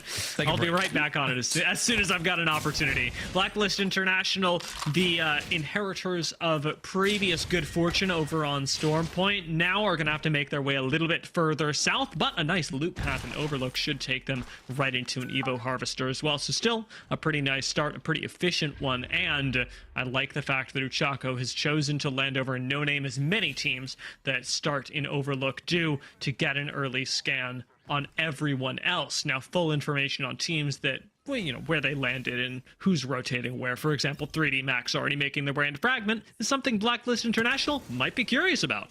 Yeah, very, very interesting to see if they try and make a play off the back of that, because obviously the zone is not quite as close as it was previously for them before we had the restart. But where we are going to be going is right down to the south side of World's Edge here. Launch site is looking like a very, very strong potential end game for some of these teams. And I've got to say, I like launch site zones because of the, I would say, the interaction of different levels of elevation, right? You have a lot of teams who can play underneath each other, inside some of those side buildings, up on the extreme height. And I wouldn't be too surprised to see Rats already make an early move towards that height building, because as we know, the highest building is always going to be the easiest one to hold, because you have the greatest line of sight on so many teams who are arriving. And NIP have also left Lava Siphon. They're already on their way towards launch site as well. So all these teams recognizing, if we have an opportunity to get one of these prio positions with how strong they are over at launch site, we need to take it. Very smooth rotation from a team like Nine Lives as well. Having looted up Tree, they'll have the opportunity to play, in my opinion, the second most powerful position, which is that far south building that isn't quite as high as the one that Rats have. It does provide a little bit more insulation from teams that would otherwise come through the choke, with not nearly as much opportunity to participate in kills that rotate through the east side of Ring. I will say, by the way, NIP are probably thinking, hey, do the ring consoles spawn anymore on our POIs? Because they don't have one over at Lava Siphon, which is why they've had to head over towards Dome, which you probably saw, to at least hit a survey beacon, because they don't have one of those either at Siphon by the looks of it, to get some sort of information. So we mentioned how they had good prio to zone. Well, if you don't know where the zone is and you're not 100% sure, especially after what happened in that previous game where you might be second guessing yourself, then that can be the reason that they've had to decide to go and get that info elsewhere. Alliance, well, we talked about how Harvester is where they're going to be dropping, but the only thing that's dropping at the moment is Hackis, because it's Vex who get another early KP on the board. And Alliance just take a little bit too long to move through Tree. You saw them waiting for 9 Lives earlier when we were on map view, but that delay has caused them to lose out on one member, and actually finding the banner up against Vex, it should be all right. It should be doable.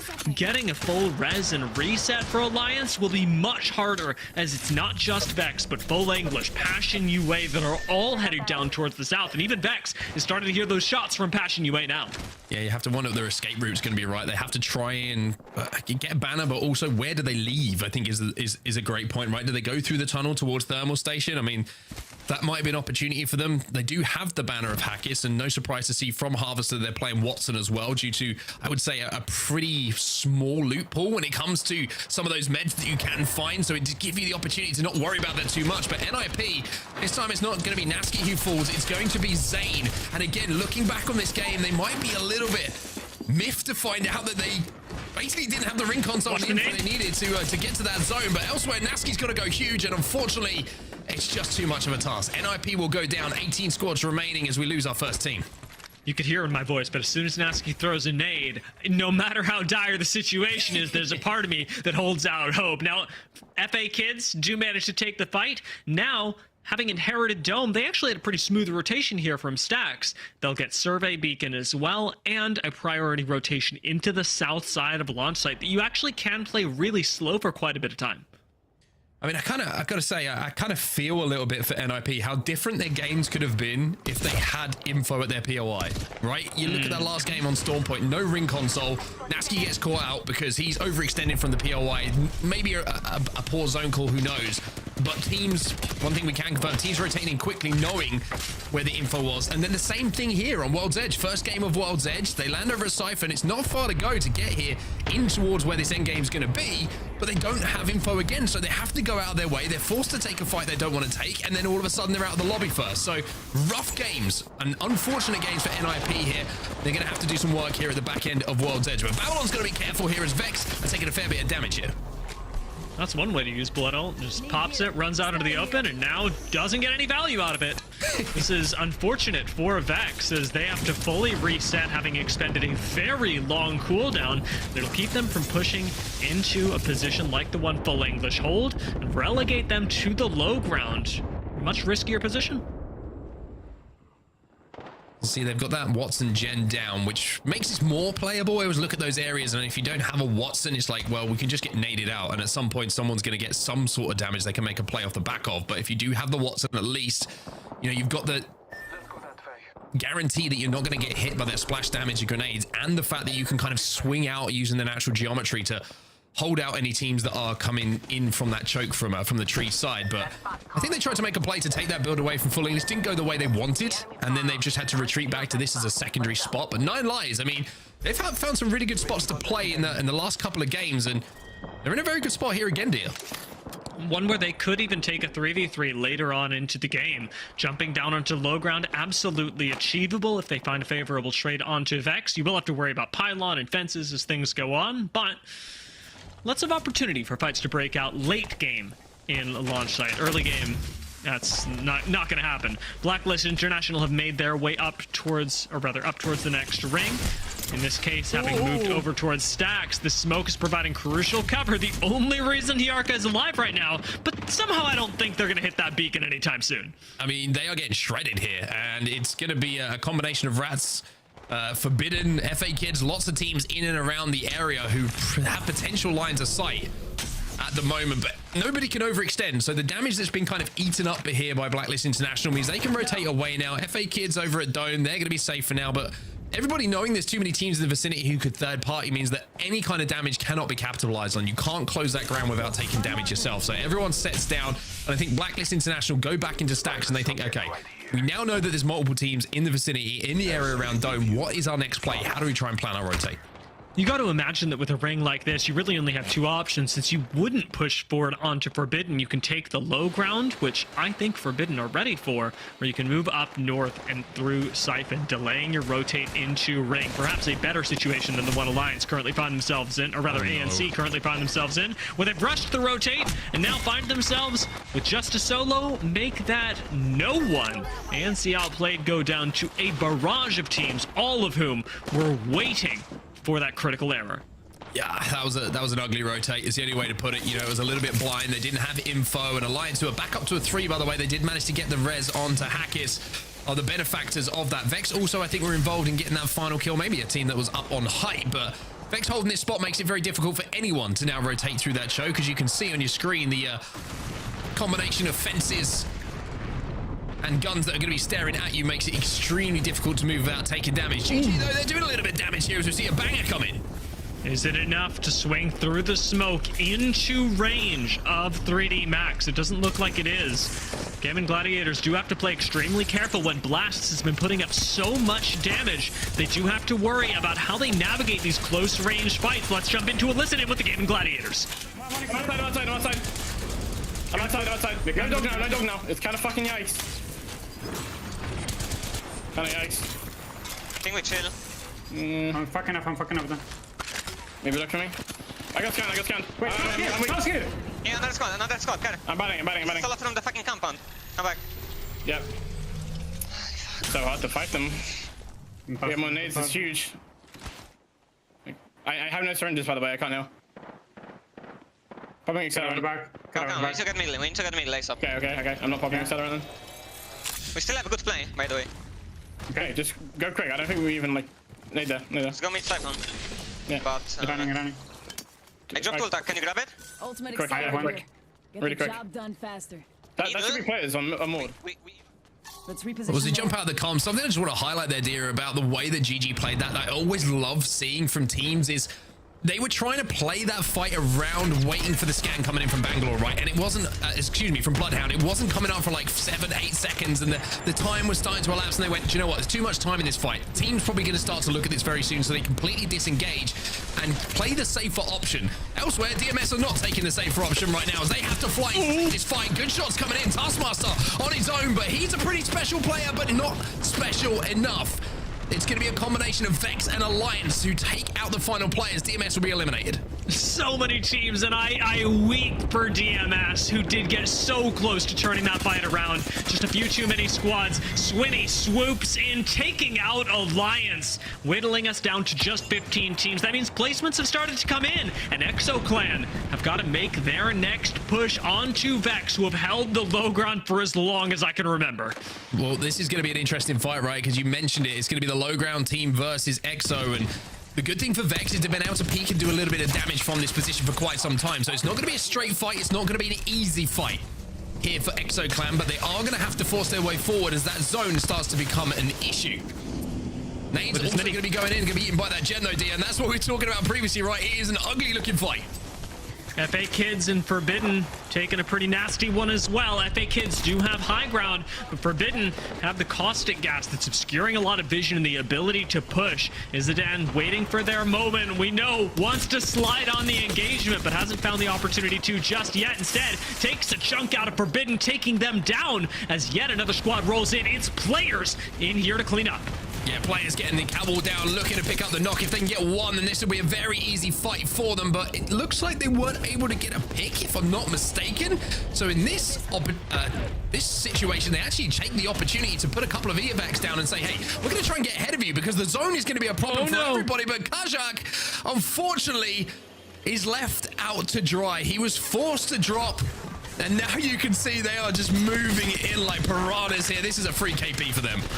Yeah, I was looking at that going, what is Kazakh going to do? Walk? As soon as you drop off that zip line, you're done, and you know it. No way to survive for them, and unfortunately, players will be left to play this one out as a duo in launch site, where they've ended up landing. The rest of the map going to continue moving in. Not a lot stands in the way of the FA Kids. 3D Max are going to be to the south of them, and Lava Siphon seems to be the happening place. A lot of movement out here as Exo chose not to take the fight onto Vex and instead is now playing low ground. Yeah, back to the other side though. This is just about 4 or 5 teams just coming together on the northern side of this zone, and it's looking extremely difficult for anyone to get through. GG going to be one of those teams at the moment who are struggling to get through. Light's trying to poke up with that Havoc. Unfortunately, takes a little bit of damage. He's got traps all around him as well. He does have a knockdown to play with, but unfortunately, he's going to have to play with it in the death box because he's not going to survive long enough, and GG will go out as FA Kids now move into first place in the overalls as well, and a gold knock is going to help them get back up and be ready to fight in just an instant. All right, Kainer reset near almost fully with high ground with plenty of loot boxes, looking very, very good for the FA Kids, as now they do have to move a little bit further to the north, but note the complete lack of contest they have on that rotate all the way until you hit Blacklist International.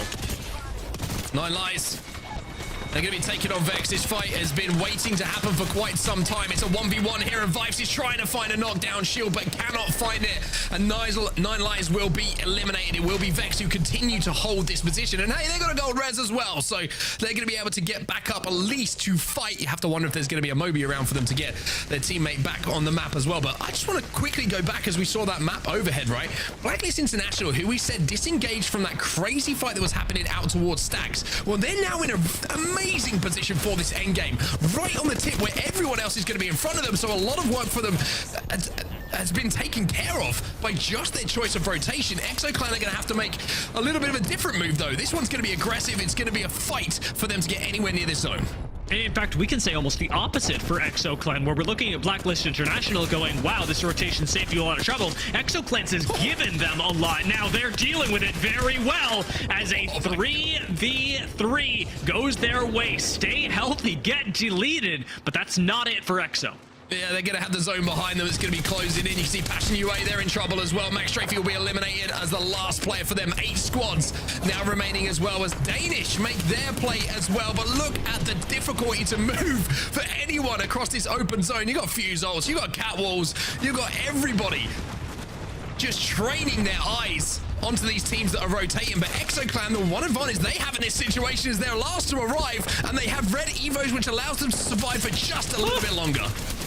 The immediate scan onto somebody climbing over the rock on you. Slayers deals with this so well, though. This actually could be the end of FA Kids.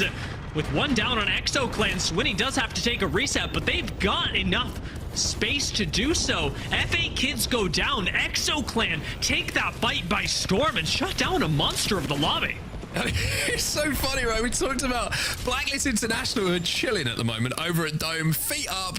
You know, they've got a cocktail in their hand. They're chilling. They're absolutely loving what's happening in the kill feed because they have no one near them. On the other side, ExoClan, I mean, they are absolutely exhausted, but full of adrenaline as they've just taken out half the lobby just to survive. And now they're going to have to worry about Rats, who are up on this high ground. This is the team who have been here for pretty much the majority of this game, expecting the pull towards where they hold at the moment. But now they're going to have to do a bit of work to defend this position.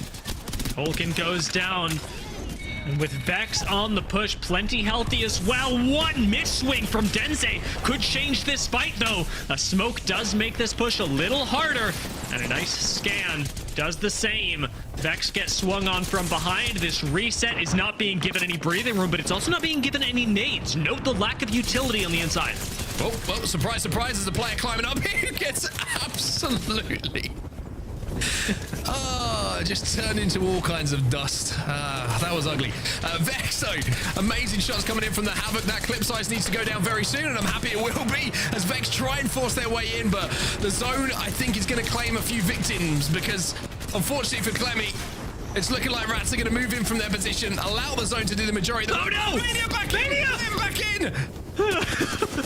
Betrayal of the highest order is committed on the outside, and who shows up to clean this up but ExoClan from the other side of the zone. Only 4 teams are left. Make it 3 as Vex go down. ExoClan have height. We still have not seen Blacklist International touch the kill feed, but with 3 squads left, it's a solo from players Blacklist and Exo. ExoClan have killed everything. Everybody, every team. Anything that's looked at them, they have killed. It has been an enormous game for them. And remember, they dropped over all the way from Sky West, which is quite the way to go. And the way they chose to go certainly wasn't the easiest path for sure. Well, the Fuse ult's going to go down as well, but that's going to get eaten immediately. So the one good thing that comes from that is players will be eliminated, and now it's a straight 3v3 as they have info. There's a Watson team below. I'm going to throw on to that as well. With a lot of the Fuse ult being eliminated, you do know exactly where everyone is now. You may not be able to do much about it with the Watson gen, but even knowing what height they have to control, Exo do have an advantage. The smoke is causing the problems, however. The nades not finding purchase is really hurting, and this is the second time that Exo, with their Fuse composition, has gone up against a Watson and been left a little listless. And look at this as well. JMW, that gem position is so smart, but it looks like ExoClan, I mean, they don't worry about intelligence at this point. They just want to send themselves to the top of the leaderboard. They are going to fly forward. You can see they're popping the ult, but again, just being slowed down by this Watson. And even with all red Evo, even with all the HP you can get in the game, they just can't find an angle to play. And there's no cover when eventually they should choose to drop down. So Exo have to find a creative way to bully Blacklist. Now in comes the swing from Slayers. That is a lot of damage. Slayers may have just single-handedly won this fight. As down goes Yarka, down goes Blacklist. Slayers eviscerates the second squad. I mean, that's going to take anyone a long time to counter that number. If you start from 0, Slayer shows how to get it done when you've got no cover. Well, you just beam someone. It's as simple as that. And ExoClan, I mean, what a game. What a game it was for them. And their position in the leaderboards before that game and afterwards is going to look very different. An absolute monster game from them. And I tell you, it doesn't get much tougher from that from their rotate. I am terrified having watched that game. EXO Clan came up against so much adversity. They dealt with it so many times. Many of those times just pulling a weird rotation off screen, showing up, cleaning up squads, and we're catching the tail end of it. Getting to watch that fight start to finish, not just towards the south end of launch site, but even towards the north side up against Stay Healthy. You could tell EXO are in prime fighting form. Yeah, it's about time we saw them turn up a little bit, right? And again, there were another team that made a little bit of a change coming into this game day. And, well, I hate to say after a few games, it looks like it's working, but that kind of performance when you're trying to add firepower to a team certainly does get the confidence in each other as to how those team fights are going to end up going. So keep your eyes, of course, on them as we move through the games. And remember, that's a tough rotate for them. Sky West down to the launch site is a very, very long way to go. A lot of teams to fight through. So you got to wonder what they're going to do if the zone comes a little bit closer to them as well. That's certainly true, and I can't help but throw a little bit of credit from this game into home court advantage. It may be a long rotate, but EXO have been playing out of Sky West since back when their name was not EXO, and importantly, back when Swinny and Slayers played together, which they actually had a stint of not doing in between their Sky West days and now. The fact that they are not only getting back together, but they're doing this from Sky West, and with a new third, it's a 30-point game for EXO Clan. That's a nuke, everybody. We have dropped a nuke on the ALGS, and it is thanks to EXO Clan. It is 18 kills alongside the 12 placement points. It's very rare, everybody, that you see 30 in the total column. By the way, that's 30 after just one game. We will say that isn't total. That is not after a combination of games being added together, although some teams would probably take that at the end of a game day. 30 points is a monster performance from EXO Clan. And let's just do a little bit of quick math now. Our production has informed me that this is a 31% of the lobby that EXO Clan was able to take out, but I want to make this even simpler. If we take a look further down the leaderboard at FA Kids, who have 12 kills, and we add these together, FA Kids and EXO Clan killed 50% of all people that game. That's quite the stat, isn't it? That's quite the stat. And it's just fascinating how they did it in such different ways, right? I mean, FA Kids had a position which they held for quite some time that was something they got early on, and then you look at EXO Clan just bulldozed their way through the other side of the map and just decided that they'd carve their own path. So there's more than one way to skin a cat, as they like to say, and there's more than one way to play Apex Legends. And yeah, we've just seen it for everybody. I got to say, by the way, NIP, we mentioned it at the start of that game, you're hoping they get a ring console soon, because otherwise I think that there's going to be some keyboards flying. Yeah, I'm sitting here and I'm looking at Ninjas in Pyjamas, but I'm thinking 07, just because of how unfortunate the luck of the draw has been for them so far. Now, Blacklist International, for all that last game didn't have them picking up that many kills, still with their placements combined with the 2 kills they were able to get, managed to retain their top spot over not EXO, but free agent kids underneath them at 40 points. Alliance slotted next, and after all of that, it's EXO Clan. That was a 30-point game. They have 31 points total. I should say quite a bit about how the rest of the day has gone for them, how much World's Edge can mean to them, and the fortunate thing is, we've got 2 more games of World's Edge coming up right after the break.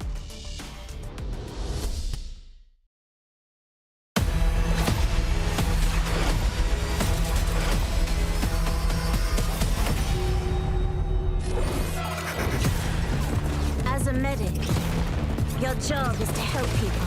Need assistance here? But I know the truth of this world. That death finds a way.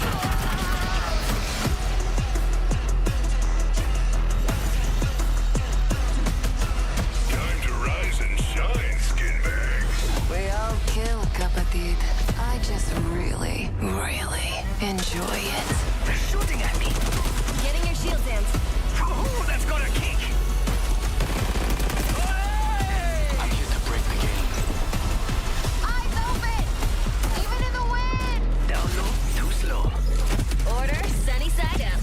What do you say we give them something showy?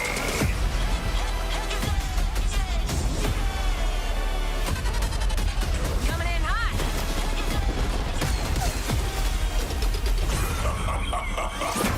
No. Having fun yet? Watch me! Life is meant to die. I know that now. Now hold still, you hear? This might hurt a bit.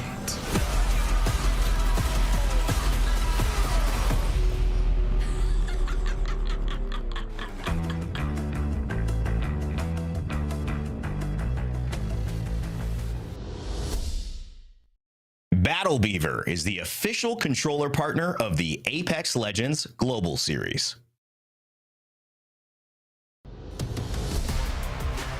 Welcome back once again, everybody. And if you didn't see the last game, I highly suggest that you check out the VODs because ExoClan went crazy, to say the least. 30 points they put on the board in the previous game, the first one on World's Edge. And Dan, you were watching in the wings. I mean, that was something to behold. Yeah, we always talk about you getting a good POI, but can you make the games count from said POI? Well, they certainly did that with 30 points on the board. We mentioned that they had a very bad POI in Devastated Coast over towards Storm Point.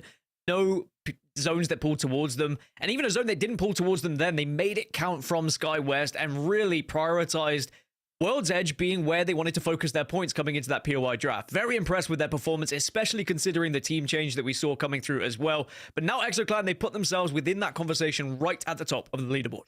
Well, you mentioned change, and one thing, of course, that is going to be changing very, very soon is some of the Apex Legends interactions and landscape, right? And here is a more in-depth look at some of these mid-season patch notes. You'll notice at the top, you got some weapons, quads is coming, by the way. That's going to be fun.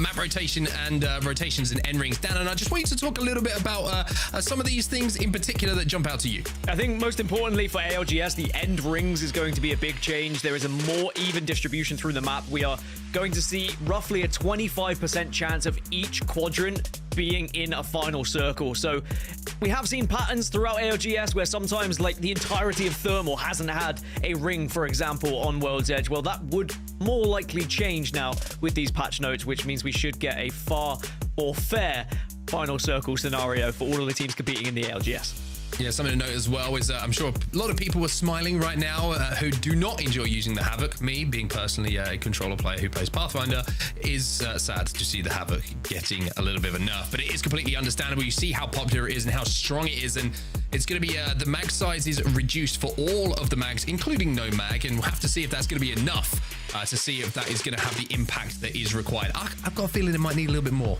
I'm going to say, I think it's still going to be pretty popular in the LGS. Yeah, I don't think a max size will necessarily kill it off, but certainly might have people not prioritizing it as much. But only time will tell once those patch notes do come into effect next week. But we've still got ALGS action to get through. We have 2 more matches here on World's Edge. We've just seen an incredible game coming out of ExoClan from Sky West. Can they do more of the same here? We're going to have to find out. It was an absolute monster game. And like I said, if you just joined us, go back and check it out when you get a second, because it was a real kind of example of, well, what opportunity do we have? Not really too many. Everybody's in a great spot. We're going to have to fight our way to zone. And they just fought their way through 30% of the lobby, I think was the stat. More than 30% of the lobby. But this could be a little bit of a surprise for them. Yeah, rolling teams who are dropping over at Lava Fissure. They're deciding just to creep in because you always expect only one person to be doing trials here. Scans coming in. 3 are going to be scanned, and you have to get the feeling that ExoClan are going to be trying desperately to get towards Swinny, I think, who was the player who's trying to get away. They want this kill, but the Prowler's actually slowed them down a little bit, which might allow them to actually get out of here. But no, flesh damage is there. Adam wants this kill. He wants it bad. Can they find it? The answer is yes, and Swinny will be absolutely screaming at his monitor right now. I will say Swinny did very well to get out of dodge as fast as possible, and there is still hope left here, potentially. 1 player left remaining. Rolling teams are very weak, but EXO have lost Slayers and K-Swinny. And the real question is for the final player on EXO, do you try and fight, or is it flight in this situation? And it might have to be flight, which will open things up for players who are, of course, on Sky East. But what a play that is from rolling teams. For all we talk about POI draft and we talk about the fact that there's no contests, things like that can happen. With no contests being directly going on, you can move very quickly to another POI and catch players out that are going to be individually looting in certain areas. Very, very interesting. So ExoClan, luckily, I think, collected enough points from the last game to at least tide them over for this one, because they ain't getting any this time. Alliance now making their rotate from Harvester. They're going to find that plan A isn't looking too good right now, so they're going to play the backside of the bridge for now and maybe reassess how they want to approach this zone. And for all the craziness that's happened at the start of this game, Dan, and all the conversation we've been having, we haven't even mentioned where the zone is going, and there is where the zone will be going, towards the train tracks. Maybe, tell you what, it might, maybe, just maybe, don't get ahead of ourselves here, but potential geyser zone as well, maybe on the dome building, who knows? Yeah, I'm trying to look at previous circles. The closest circle we've had so far in ALGS, it kind of finished where Danish were currently residing and where Alliance are currently residing, kind of the middle of the circle between the two mountains, between basically Maud and Geyser. So we'll have to see whether it's more of the same and trends that way. But this is going to be one of those circles where I think you're going to get a 50-50 split of people committing to different sides of said mountain. As ExoClan, we jump on board with the final remaining player, and sadly, with no support legend, it's just going to be a case of trying to survive as a solo and getting at least a point or so on the board. I'm pretty sure as well that he just got survey beacon scanned as well by rolling teams from SkyWest, so they're going to know exactly where he is, and I wonder if they're going to hit an evac or something to try and chase him down. But obviously, I'm looking forward to the final game now to see what happens between those two teams and if there's any beef that carries over, because I imagine that there will be. Elsewhere, towards Big Maud, or Large M, as I've now decided to call it for absolutely no reason, Blacklist International, whose placements today, Dan, have been what puts them in first place. Yeah, I think Blacklist International, their positioning has been incredible so far in this series. They always seem to find themselves in one of the more dominant spots towards the end game, and even though it hasn't necessarily always ended up in a victory, they've always got into those big points and consistently across the board find themselves now in a position where they are in the #1 spot and could still be competing for the #1 spot as we go into these last two matches. Now, Danish, they find themselves on the train tracks. This is the area I was talking about of where the zone does sometimes finish, directly where they are currently standing. So whether they will look to try and control this height or move somewhere a little bit different. On the R99, not what it once was, but still good enough in good hands to do the damage that is required, and Young Hong Kong showing there to stop that climb up is all you need is an R9. Also seeing that there's another team that's just moved in below them as well. So a lot of teams trying to get into this position at the moment. You've got Danish, 3D Max was the team trying to move up, and now Forbidden who are arriving as well through the evac. A lot of teams very, very close to each other as they're trying to play the backside of the eggshell for now. Last time we did see the circle as well, it was a team from Big Maud who won this game, by the way, with a simple-ish rotation as you come through, as 3D Max find themselves just on the one player now after taking all that damage. It's whether you can do something alone as a caustic. Sadly, it doesn't look like it's going to happen. 3D Max will be our first team eliminated then, and Rats come out on top and now have one of the positions they can hold for quite some time if they don't get pushed by this squad up on height. Danish got to be careful because they're holding down the position. You can see that when you... It's very easy to get walked up on this position, right? You have, like you said, the team on Maud who are probably going to be playing height, who have line of sight. You have the team in Dome, the Broken Shell, I should say, who are having a look at them as well. Anyone who moves up to that truck as well is going to have a good line of sight on them. And then, like I say, anyone who's on the bridge also is going to have a good line of sight. And when you have so many teams trailing their eyes on you, it makes it very difficult for you to take space yourself and get any shots down. So 800 odd Evo you could see for them to level up to purple. It's going to be pretty difficult for them to get there for the end game with just the fact that they don't really have any angles to play off. Yeah, I think lack of angles is always a difficult position to find yourself in. And that's when you need your IGL to try and come up with something a little bit different to get you out of a tough spot. Now, down towards Stacks, we know the circle isn't going to be pulling all the way down here. Of course, FA Kids don't have that information right now, but I tell you what, that's going to be Vibes getting absolutely obliterated. Yeah, and they want to push off of this. Zidane, unfortunately for him, just took a little bit of damage from the team that was in the Broken Shell, which is Forbidden, I think, so wasn't able to immediately pop the ult, pop the dogs, and chase those kills down, but should have done enough. You can see the finish has gone in, so Vice will be out for 9 lives, who've had some pretty good games in the last couple. But this time around, it looks like instead he's going to turn his attention away and fire up the hill this time. And let me tell you, this man's flatlining ain't moving too much. Yeah, ever since we saw Zidane pushing in with the aggression in the early game and taking the amount of space, we knew what a confident player he already was, but seems to be oozing confidence even more here today. And FA Kids actually turning around to have a look at DMS here because they got shot in the back, and FA Kids aren't a team to turn away from a fight. They instantly, head on a swivel, said, all right, we'll just shoot you back. We're happy to try and press you here and press an advantage if we get some damage, but You can see the circle continuing to move towards the area I was speaking of, the train tracks between Big Maud and the likes of Lava Siphon and Geyser. Danish in a really good spot. Rats could be in a good spot if they manage to survive and don't get pressured from teams on height, but being below the train tracks sometimes is quite difficult to hold. By the way, ExoClan are still alive, everybody, so it's not over yet. However, as you can see, very lonely member over at Landslide at the moment. It's much more difficult to rotate into this zone in the way that they did previously if you only have one player alive. So, you know, it's or any simple zone maths. in that fact. Yeah, I was going to say, it's pretty rough.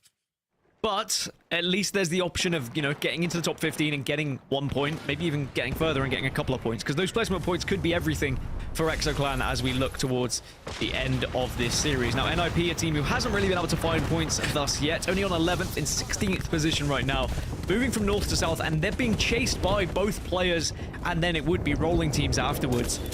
But now they've got this position, they've got this choke. NIP are in a spot where they can gatekeep, they can hold out players and maybe force players to go through the vault tunnel instead.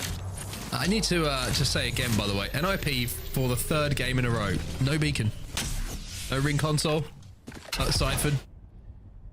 It is poverty games for them when it comes to information, and it's really affected them a little bit. You can see from the other leaderboards, right? They're just having to kind of play off instinct and hoping their zone calls are good enough, or maybe having to go out of their way, kind of counter rotate to, or negative rotate, I should say, to get info before they head in, and then everyone else, of course, is just going to overtake them. Full English now, they've landed, but it doesn't look like it's good for them because they are taking a lot of damage. A lot of teams tracing in on them at the moment, and they're in the zone, so a difficult rotate for them to get into stacks, but there's not a huge amount of teams in the building, so they should be able to slide in if they can just navigate their way away from some of the teams that you can see on your screen right now. Yeah, I mean, being stuck between Nine Lives and FA Kids, 2 teams that are in form at the moment and are confident to take engagements, isn't going to be enjoyable for you. But Full English, I like this wrap. Trying to go a little bit further out, avoiding the sight lines of those who were holding you at stacks, and instead trying to get into the backside of Big M as you went for it. Now, stay healthy. Oh, large M. This is even better. Blacklist International and Stay Healthy are going to be on the large M though, so Full English have to be careful with the way that they move themselves into this zone. Well, they should be safe, and I do kind of like this play from them. You can see they've got purple armors as well, and if they can maybe instigate a little bit of damage between these 2 teams, then there will be an opportunity for them to maybe third party. Also interesting to see they made this rotate based off of ring console information that they've got as well. So they've got zone 3 info, not just zone 2. Which makes their life a little bit easier. Like we were having the discussion, is it going to pull towards Geyser, maybe Siphon, or is it going to go to where you predicted it was? Well, now that they have that info, everyone else in the, essentially the lobby is going to be in front of them for now. So a very smart rotate for them. But I understand your pain. Oh, look at that one. NIP in a great spot. Who needs console? And again, it's what I mentioned at the start. It can either go south or north of the mountain between Geyser and Big Maud, and or it could do both. Yeah, the fact that there is so much space covered by the mountains, again, there's always going to be a lack of playable room, and that means more fights that are going to happen in Zone 3 and Zone 4, because teams are going to have to force engagements because there isn't going to be space to actually play and getting a building and set up. Instead, it's about forcing your way in, and sometimes you have to force your way through other teams. So FA Kids, DMS, Lies, Forbidden, Full English, Blacklist International, Stay Healthy, they all are going to be arriving from that southeast side. And likelihood is only 1, maybe 2 of them will survive out of those 7 teams that I've just mentioned. Because yes, there is some room to play on the outskirts of Big Maud where all those kind of crates are that you can play around, but not really enough room for more than a team or 2.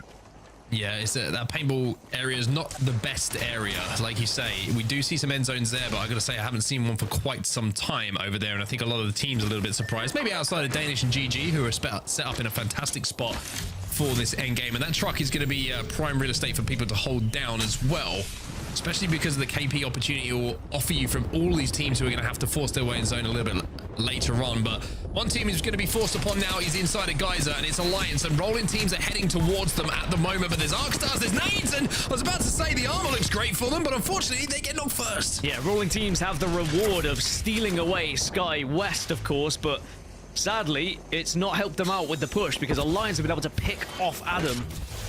And now Rolling Team's gonna have to try and do something as a duo, and Alliance, knowing that, take full advantage. But I think Alliance are well aware that it's not just Rolling Teams arriving from the north, so they don't want to be getting too aggressive. And you see Alliance are currently on blues, so maybe a little bit reluctant to get excessively aggressive right now and just picking and biding their time instead. They're going to be safe as well. Vex eliminated in the meantime, so we're down to 17 squads now in the lobby. An Alliance in third position in the overalls. And now might have the opportunity to clean up the final 2 players, but Effect is going to take a little bit of damage himself. Unlucky will go down as well, and all of a sudden it's the 2v2. 2v2, and it's very winnable now for the opposition team of the Rolling Teams because they have the armors, they have the advantage, but Alliance have the Watson and the chance just to be able to fence up and reset here. Double Jenny goes down, and they do have the gold knock as well, which is going to allow them to get back up to a 3 and have enough health to fight. 9 lives will be eliminated in the meantime. Forbidden now making their forceful move through, and it is going to have to be a forced one because look at where the zone is in the top left of your screen, and look at where they find themselves outside of stack. So any fight is going to be good for them. 0-0, even though he's down, is still doing a job of providing information, and DMS will be eliminated, but Forbidden, well, they might be next to go as well, as Aku is the last player alive. Well, top 15, so those who have survived have got a 1 placement point. One of those being ExoClan, right from the very start, have been able to pick up 1 placement point as a solo rat. FA Kids now will hold the little dome area here, the eggshells that they can work with, and they'll be the only team really in this southern area. So they'll be able to be residing here until the zone forces them in. By the way, we did see Rolling Teams get eliminated, so ExoClan outplace Rolling Teams in the end, and it works out despite the fact Rolling Teams were very aggressive to take Sky West away from EXO. Yeah, we also see GG be eliminated in the meantime as well, as Rats now, who have this Trax position and will have to move in a few moments' time. But they've got a Kraber, so they have an opportunity maybe to play for KP, maybe to play for some position as we switch away from the Kraber towards Alliance, because they are still under pressure here and they're trying to force their way towards this choke. Blacklist International have been eliminated in the meantime. They were in one of the priority positions as to where this zone is going to be going. So Alliance for now look like they're heavily playing for KP. They know this is going to be a team who has to leave and cross this open ground, and they want these kills. ANC Outplayed in the meantime, we're down to 10. The winner of this fight has to then fight NIP, who are at the top of this hill on the choke point, so it goes from bad to worse here. Even if you're able to win this engagement, if you are Alliance or players, and actually the solo of ExoClan looking to get involved, bear in mind, ExoClan now getting to the top 10, it's more placement points, but Alliance doing very well to just hold angles here and get good damage. Yeah, really, really good damage. Now, can they force NIP back? That's the question for them. They will be safe in this corner, but look at the angles that NIP have. So difficult to move through. Players eliminated in the meantime as we move over to FA Kids. They are looking like this might be the end of their road and the end of their game here, as ExoClan will also be eliminated, but an amazing job from Feuda to get into the placement points and keep his team on that roll of momentum after an unpredictable start, to say the least. It's Danish who are commanding all of the space in the middle of this zone. Alliance do get eliminated. FA Kids also go down. Passion UA and Danish doing a job together to kind of collapse around them here, and now Danish are looking to take full advantage of the damage that was already done onto Passion UA, and once they do so, Danish will own this eastern side, and not only that, but they'll have the kind of trailer that is in center of this zone as well. And Sherb doing it with a Mozam with no attachments. That is the Giga Chad way to play Apex Legends, and I respect it for one. Full English, though. Look at them. They've managed to keep themselves alive here. There's a little pile of death boxes for them to play with. And we mentioned how their rotate looked like a really smart one, and then it became very, very difficult. Well, now it looks like they've got into a position to maybe win this game with the traffic ahead of them. Well, with a chance to see if they think they can win the game, let's go into a listen and see just how the Full English are feeling right now. Duo somewhere and a full team across and a full team on the RV, okay? Yeah. I'm gonna scan exact. I'm scanning, see what's going on. Is that the duo? It might be. In the other car. I think you're in the drop here. I'm checking for all Excel here. Need to fuck this duo on the cross. Yeah, we need a kill right. Is it only safe? Longbow. Yeah, it's safe on me. Are we, you're in zone 2, right? Okay. Yeah. I'm holding a bit wider right now. Yeah, I'm gonna go on lip. Might get wide left by this team. No, you need to watch that sniper guy, okay? I have only one bed if you guys have beds. I have a good angle for the duo though. Okay, yeah, I'll hold the duo, Let me know if it's smoke, guys. Scan ready. We killed the banger. Yeah, no, it's... No, we killed the Valk. I killed the Valk. Yeah. Scan it. I'm bang. I got fucking book. They're gonna inch off it, they're gonna... Same thing. I'm bang. Players not. Just win the fucking 2v2 if they push you. Yep. Fool you. Aiming. One shot, knock, one, I'm ready. Back on the teams. Chill, you want to pay? You're gonna drop your... Go over the wall. No, hold knock. It's Orioles, right? Yeah. Ball back, kid. I'm kind of good on me, bro. I'm good on me. Can you crawl around to Del? Yeah, I'm going left. I'm gonna go over the wall. Pick him. I went over the wall. Scanning our back. You need to shoot left. Well, some big sky days came in as we're finding ourselves down to 3 squads remaining now, and NIP, no beacon, no problem. They are in a great position here to turn their fortunes around. Yeah, you said they've just been playing off gut instinct. Well, the gut instinct has got them into one of the better spots now for this final circle. It is a 3v3v3. Full English took a lot of damage, though, but they have been able to reset slowly and surely, but you could hear in the comms, they are lacking a little bit with bats and available blues to try and heal up, so they just have to be a little bit careful. Now, all the meanwhile, Danish have been controlling that RV that we were speaking of earlier as well. So they have the most kind of cover in the lobby at the moment. They also have those little fences to work with as well. But NIP are taking as much angles as possible right now. And look at this angle coming in from Nasky as well, shooting through the stairs. Gets the crack. He's trying to force the team or try and get a knock so that they can take a bit more space here. And NIP, what an opportunity this is. 3 games in a row without information to play off of. The previous 2 missed opportunities for sure, but maybe not their fault. And this time, they have their own destiny in their hands. Taking a little bit of a peek on that staircase, but not able to get that damage again. And NIP, who are one of the teams in the top 8 in those playoff spots as we came into today, but they don't want to fall behind. They want to keep pushing their advantages. Now, Amphi's just gone down, and NIP should be able to get the res, though, because they've got the catwall available to them. 2 catwalls down, 1 has already fallen, and now you can see Danish are going to be potentially pushed here by Full English.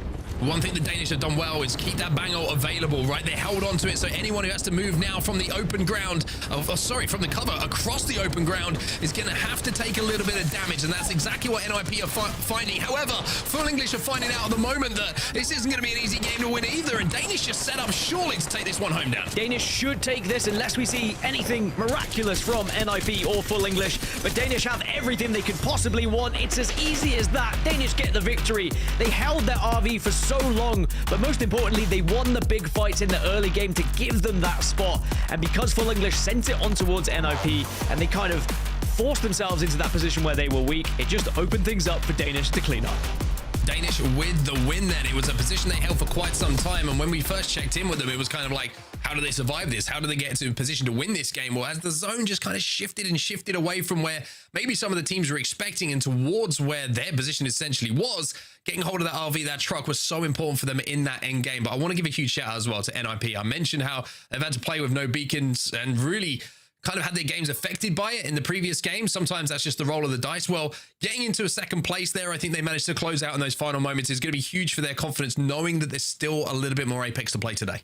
Yeah, NIP did well as well then. When they lost their first player in that 3v3v3, very easily could have been pushed, could have gone down, finished in 3rd place, but they were able to find a position to get out of the sightlines of Danish, and then Danish instantly shifted their focus, and it allowed NIP to pick up more points, and they'll be pretty happy with what they've been able to achieve. Now, moving forward, NIP, they'll be hoping they get a beacon or a ring console to work with, just so they can get any sort of extra information as maps go forward. I think if you're adding up the stats, they should get both, is how I feel right now, and it should be both with like 7 Evo harvesters next to them as well. They'll probably be saying that's what we're owed at the moment. But one team who probably feels like they're owed an explanation is ExoClan for what happened at the start of that game, because that was something that I did not have on my bingo card.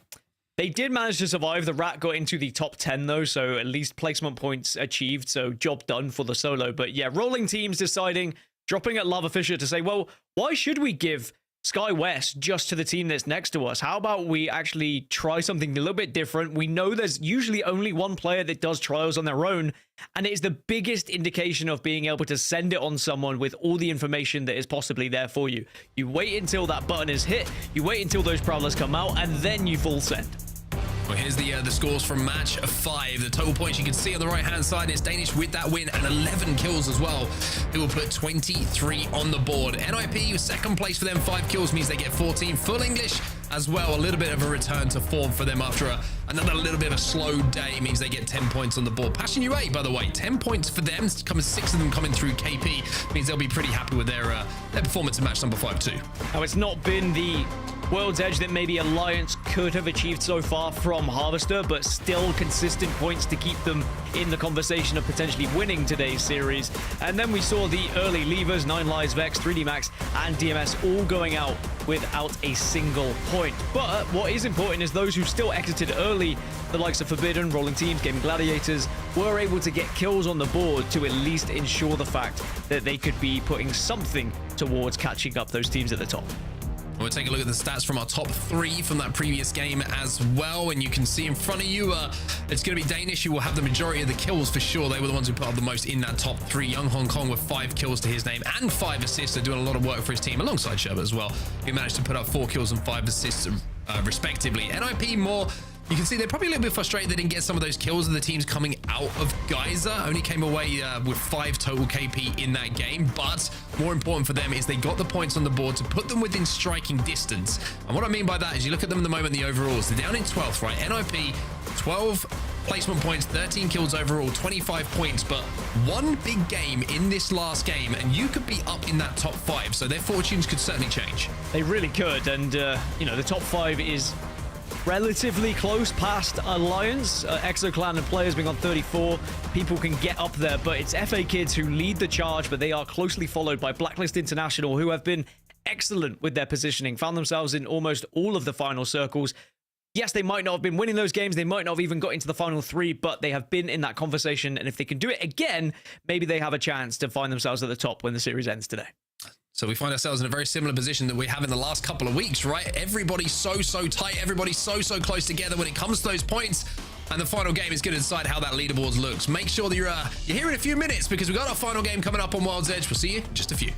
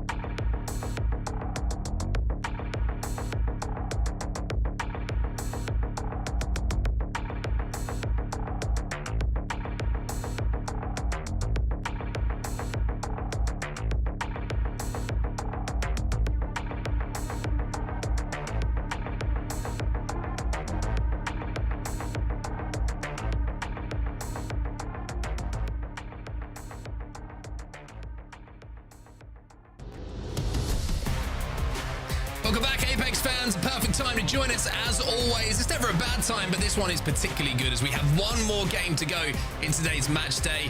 And like the last one, it is so close between our top teams. We could not predict who's going to come out on top, Dan. It has been another fascinating day of EMEA action. Yeah, we've got our lobby leaders, we've got our favorites going into this final game, but as we've seen, we've had big matches that have already happened so far, and we are already having the opportunity to see just some highlights from the previous game. You mentioned it, NIP, no ring console, no problem. They still got into the final circle and still gave themselves the opportunity to get into the top 2.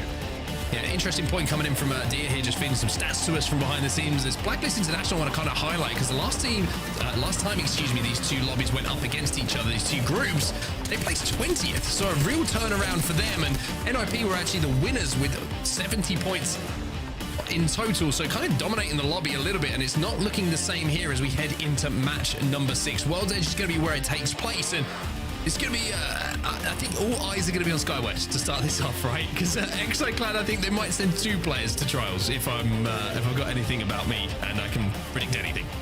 Well, if we do see the likes of ExoClan have a game like they did in Game 4, then, you know, they can still find themselves at the top of the leaderboard. That's what's kind of scary for those who are leading at the moment, is a big game can change everything for any of these teams. One more game to go then, and if you want to watch it, of course, you can watch the final match on FACEIT. If you want to choose a point of view to watch, and maybe ExoClan point of view might be a good one to start with to see what happens over at SkyWest and Trials. But this is what it comes down to, everybody. One match to decide where the leaderboards end up standing towards the end of the day, because it is a couple of points between every single placement, and things can certainly turn around even if you're in that, I would say, 15th and up spot. You can be top of the world going into this game, and at the end of it, you can be absolutely gutted. So here we go then, starting off with the winners of previous game. It's going to be Danish. Yeah, Danish, who found themselves in a brilliant position in the previous game, but of course dropping over towards Geyser. They had one of the priority spots and one of the priority rotates to get into that position they found themselves in. Is it going to be more difficult with the next zone? I can already tell you the answer is yes, because we're going to be heading a little bit further west this time. I was going to say northwest, but we're actually going to be going around the areas of Landslide, Staging, and Harvester here. I am keeping an eye on the map, by the way. Rolling Team's not contesting ExoClan at Trials. It does mean that ExoClan did decide to take 2 players over towards Trials this time, just to ensure that they weren't going to get pushed. Well, let's talk about zone. Let's talk about where we're going to be going, and it's a good zone for Alliance. And if I had to... I was going to say if I had to put my money on it, and then I realized I'd said that sentence because I'm still not 100% sure which side is going to pull. Although I will say the little respawn building between Staging and Harvester is a pretty good bet for now. But with how much of Landslide is in, still a possibility it might pull towards that, maybe even towards the tracks where VexX are at the moment. So a tough one to read once again. Maybe Zone 3 info is going to be vital, but at least NIP, they don't actually have a ring console, do they? Again, they have a survey beacon, but they don't have a ring console. Just pure sadness for NIP. Yes. I mean, it's difficult as well when you only have the survey beacon. Do you want to hit it early? It's so rude. Do you want to hit it early to try and get the Evo, or do you try and wait a little bit and delay your rotation to get the information? And usually it's A, you just want it for the Evo, and then you move on and you just try and go with your gut instinct on where you think the zone is going to be anyway. But sadly for NIP, yeah, it's going to be a tough old journey for them once more, as we can also see teams now setting up in the areas around Staging. So Passion UA inside of Staging, they're going to be playing the main building. Elsewhere, Alliance at the moment, they have the benefit of both ring console and survey beacon, although the survey beacon was a little bit exposed. I imagine they would have hit that as quickly as possible, not for the info, but for the Evo, like you say. Danish now moving their way in as well from Monument side. They're going to be going into Harvester alongside 9 Lies. Full English, they're going to be also arriving from the south side through the train tunnel, and VexX, who have moved up to this position in and around Landslide, seem like they maybe have a little bit of a different read on where they believe things are going to be going. Yeah, I think the closest circle we've had so far in the ALGS, it pulled towards Harvester, but there was a lot less of Landslide that was within this zone, so it's harder to commit to it. When it does pull towards Harvester, it goes into the like northwest area of Harvester, just under the height where you have to then drop down. It's not quite on the snake like we used to see it, but instead it's just like kind of in the cranny between the two. And we are seeing Alliance 9 Lies kind of playing that area right now, but could still pull a little bit further away. I mean, Passion UA, they're banking on it going towards Staging, and it's entirely possible that we get an area where it finishes towards Staging as well. Between Staging and Landslide, we've seen circles finish there too. Yeah, this is a pretty difficult one to read, and I think you're seeing that at the moment based upon a lot of teams' position on our map overhead. Like a lot of teams essentially spread. It looks like VexX now having headed over to Landslide to hit the ring console. Now we're going to be playing the tunnel and moving back through towards the Harvester side. So that should give us some pretty good info on where we believe this is going to be going. It looks like even though so much of Landslide is in, it's going to be pulling the other way. But I mean, usually I'm historically pretty good on my zone calls, but we are seeing so many funky ones recently. Yeah, a lot of difficult zones to try and predict for sure, and that sometimes means you just have to think on your feet a little bit more, which is what the IGLs have been doing successfully so far. 3D Max dodging, dipping at the moment just to keep themselves alive, and they should be absolutely fine here for now. Bless you. Damn, I muted my mic just like a second too late there. I thought I'd finished my sentence at the perfect time, but a millisecond too late. God damn it. It's okay. You can mute up now. Because there's always part 2 and part 3 of a sneeze. We always know that. So take your time. Take your time. It's all good.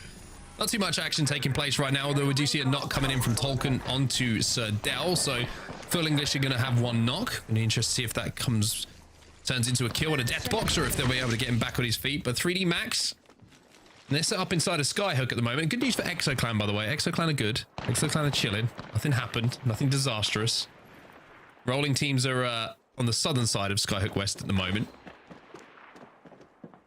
Players also kind of in and around Skyhook. Gaimin Gladiators at the moment. We saw them a few moments ago. They were around the Beacon Building, Grandma's house, towards the north of Monument.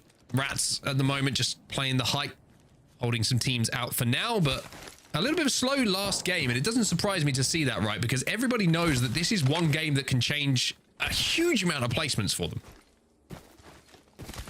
Especially when right at the start of the show, we were looking at that magic number and we were looking at how teams are going to have to find themselves get to playoffs and how many points they would average need every single series they played. And for a lot of teams, they need kind of top 3 each time to guarantee themselves into those playoffs. So for the likes of FA Kids, Blacklist International, Danish, who are in the top 3 at the moment, they want to stay there for those big points. Ooh, Naski's going to take a little bit of damage, and it's going to be Rats who are looking down on NIP at the moment from the area that we saw just a few moments ago, the kind of ridge line between where the majority of these teams find themselves right now outside of Harvester and between staging. So NIP are going to take a little bit of a wider rotate by the looks of things. Going to rise on the meds here. It looks like Amphi's got a couple of med kits, so they should be able to buy a little bit of time, but it looks like they might rotate actually deep into Thermal Station. And maybe they're thinking about Survey Beacon, maybe they're thinking about Ring Console to get up to purples at least, but information is something they haven't had for the majority of this game. So maybe they're just thinking, hey, even if we die in zone, at least we can say we hit a Ring Console. Yeah, just to see what it feels like. Yeah. Just to feel something. Just to feel something. Yeah. Well, zone is shifting a little bit further towards Harvester, which means we could end up with the zone that I was talking about that finishes kind of on the northwest side of Harvester under the height that 9 Lies is currently playing and towards the area that Alliance find themselves as well. It's that kind of open area. It's not going to finish within Harvester. It's going to be the open area next to it if it continues to move the way I think. Now, Forbidden, who are going to be up towards Landslide, they can maybe get some kills on Landslide and then force their way through the vault, but maybe they're unknowingly walking their way into their demise if they do go through vault, because Vex currently hold the vault area. Yeah, a lot of these teams are trying to kind of funnel through a very small choke point at the moment, and as we always know, when that happens, there's usually only one team that comes out healthy from that position. One good thing here for Forbidden is they do have 0-0 on the core stick, so they can at least buy a little bit of space here and get an indication if a team does pop through.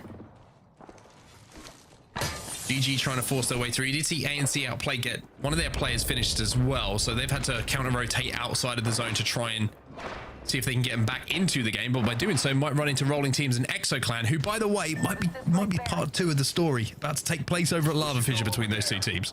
Yeah, Exoclan, Rolling Teams, and Outplayed are all in the same kind of rotation at the moment, making their way on the far west. Also, FA Kids, they're going to be in a pretty good spot right now on the southern side, but they are noticing other areas and other teams in the vicinity.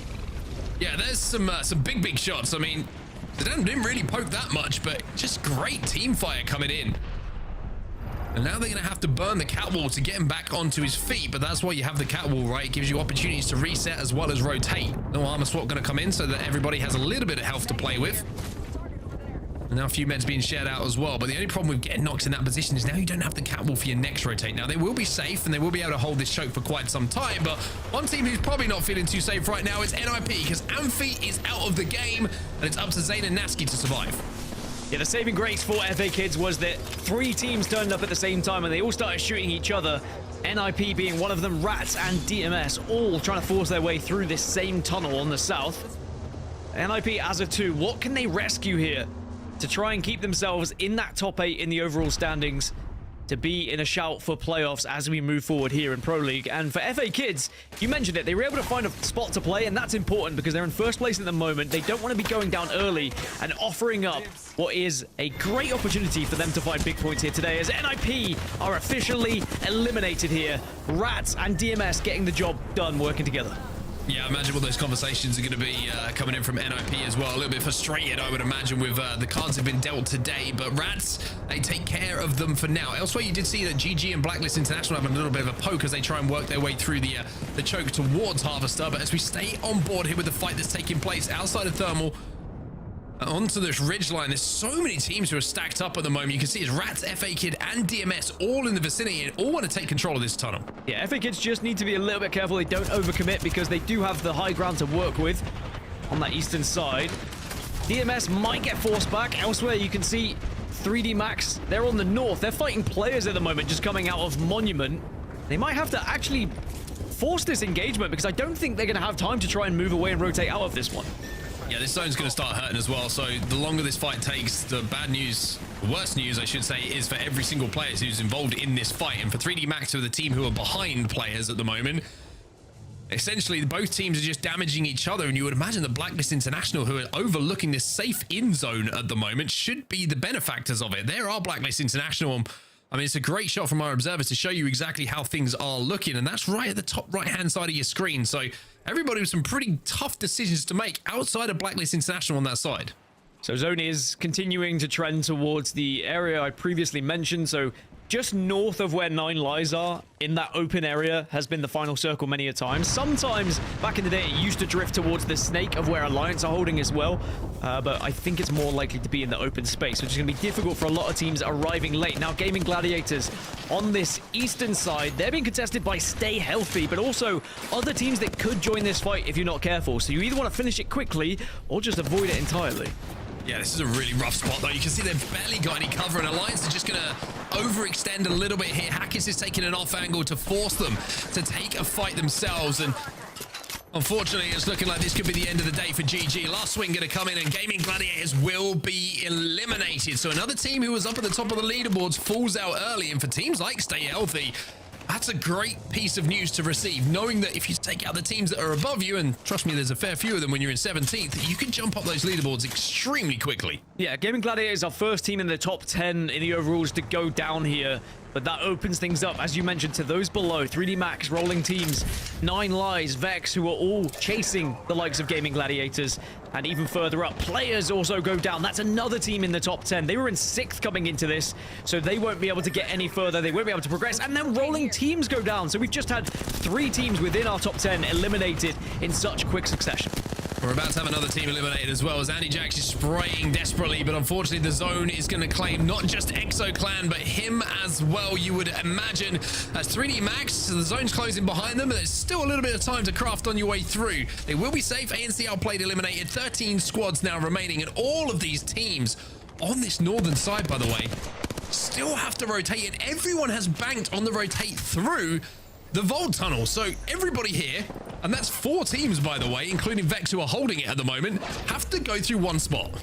And you know who it's most difficult for? Blacklist International. They not only have to go through 3D Max, but then Forbidden, and then VexX, excuse me. I've said Vex like 3 times today. Easy mistake. Easy mistake to make. It's just habit at that point. But yeah, Blacklist International can't go back east. They have to go west through this tunnel.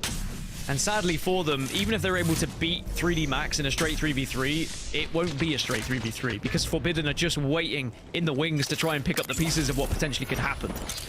I mean, at the moment, you see 3D Max want to take this fight because they know they have to deal with it, and you're going to see that's why the ult is being popped here by Aimbot trying to move in, trying to push them away.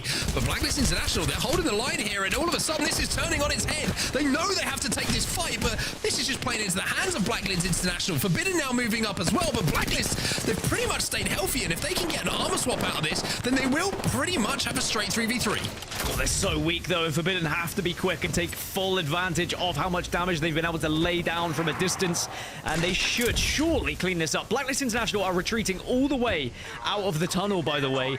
just to make sure they reset. But with the zone closing in 5 seconds, Blacklist International, they have to then try and take an evac tower to get over at this point. They ain't going to be able to evac anywhere, I'm pretty sure. They're going to have to go back through that tunnel. They're trying to evac, but I think it's a little bit of a Hail Mary and saying, hey, I wonder if we can go over this, but we'll have to find out in a few moments' time. But they do! They make it! Blacklist International have just flown directly into zone, and that evac is genius. Their only choice. And they have landed right on top of the high ground. Yeah, they are slap center, bang in the middle, but they are very vulnerable to those who are surrounding them. By the way, right now, FA Kids and Blacklist International are tied in first place on 50 points. Vex now will pick up the pieces of Forbidden coming out of this tunnel as well. And Vex have taken a lot of damage, but they will reply with damage of their own. They should be able to hold this high ground. It's only one player, I believe, left for them to deal with. So a 2v1 situation, maybe a 2v2. Maybe this is a little bit closer than we initially thought. But with 11 squads now remaining, Vex have been trying to wait and bide their time for these teams to move through the tunnel for quite some time. It is just Calamitous, so it's a 2v1 for them, and they should be able to stick that res. But speaking of the rotators, speaking of the craziness, back to the zone themselves. Danish down on the low ground. Blacklist International bang center of zone now as FA Kids, who are in first place overall at the moment, make their move. I think what's important is Blacklist International survived on their rotation, and they were able to stop all of that damage coming from elsewhere. Speaking of damage, FA Kids on this western side now looking towards Blacklist International and Rats. It looks like Rats is the team they were able to pick a fight with and force them away, but FA Kids need to win this fight and then find their way into zone. At the moment, they are still in joint first, and they are trying to get even more points as Vex go down in 9th. They should be able to clean up this KP in the trench as well. One more player trying to escape should just secure these kills and make sure that you get a little bit of loot on your way forward. Blacklist International will be eliminated. Alliance still alive as well. From Harvester had the best prio in this entire zone, and you can see that for the fact that they've still only got the blue armor. Stay healthy eliminated. Rat's got as well. We're down to 5. And the zone is pulling towards that snake that I was speaking of, but it will be outside of the snake where it finally finishes. So Alliance will be fine to reside here as they take down another squad. Passion UA are above them, but the big news with Blacklist International going down means it blows it wide open for FA Kids to win this entire thing. It's going to be down to FA Kids or Alliance here. Alliance at the moment are 10 points behind FA Kids, which they can catch up if they win this game and eliminate FA Kids. I mean, Alliance are desperately trying to hold. You can see they took out the drone as well, so the EMP is not going to be able to be used here by Passion UA, which would have stunned them all into a corner. And Effect has also got an Eva 8, which is the perfect weapon to hold these narrow doorways. It looks like Alliance somehow will be able to reset through all of this, holding off the third party. You've got to say it's a combination of teams shying towards those doors, getting those fences down as well, and just staggering this push. So Alliance just trying to keep Passion UA at bay. FA Kids are more concerned about 9 Lives, who are on the south side, on the height that we mentioned right at the start when we saw it was trending towards Harvester as well. But 9 Lives have just lost 1 player on their rotation, so that will open things up for FA Kids. Yeah, they lost them to zone as well, I'm pretty sure, as 9 Lives now play down on the low ground. FA Kids have complete control of the height that you can see here, and they've got full red Evos, so Alliance at the moment have the majority of the cover. If they can survive and wait for other teams to be forced to engage outside of this snake building, then they will be in a position to maybe win this game, and they also have the weaponry to do it. Alliance would have to get every remaining kill here if they want to find themselves winning the entire thing, but with 9 Lives going down and FA Kids picking up yet another set of kills, that probably confirms that FA Kids should take this entire series. But to be sure, they want to be winning the whole thing, but they have the high ground, they have the position, and they've got the armors, everything you could possibly want to win this game now.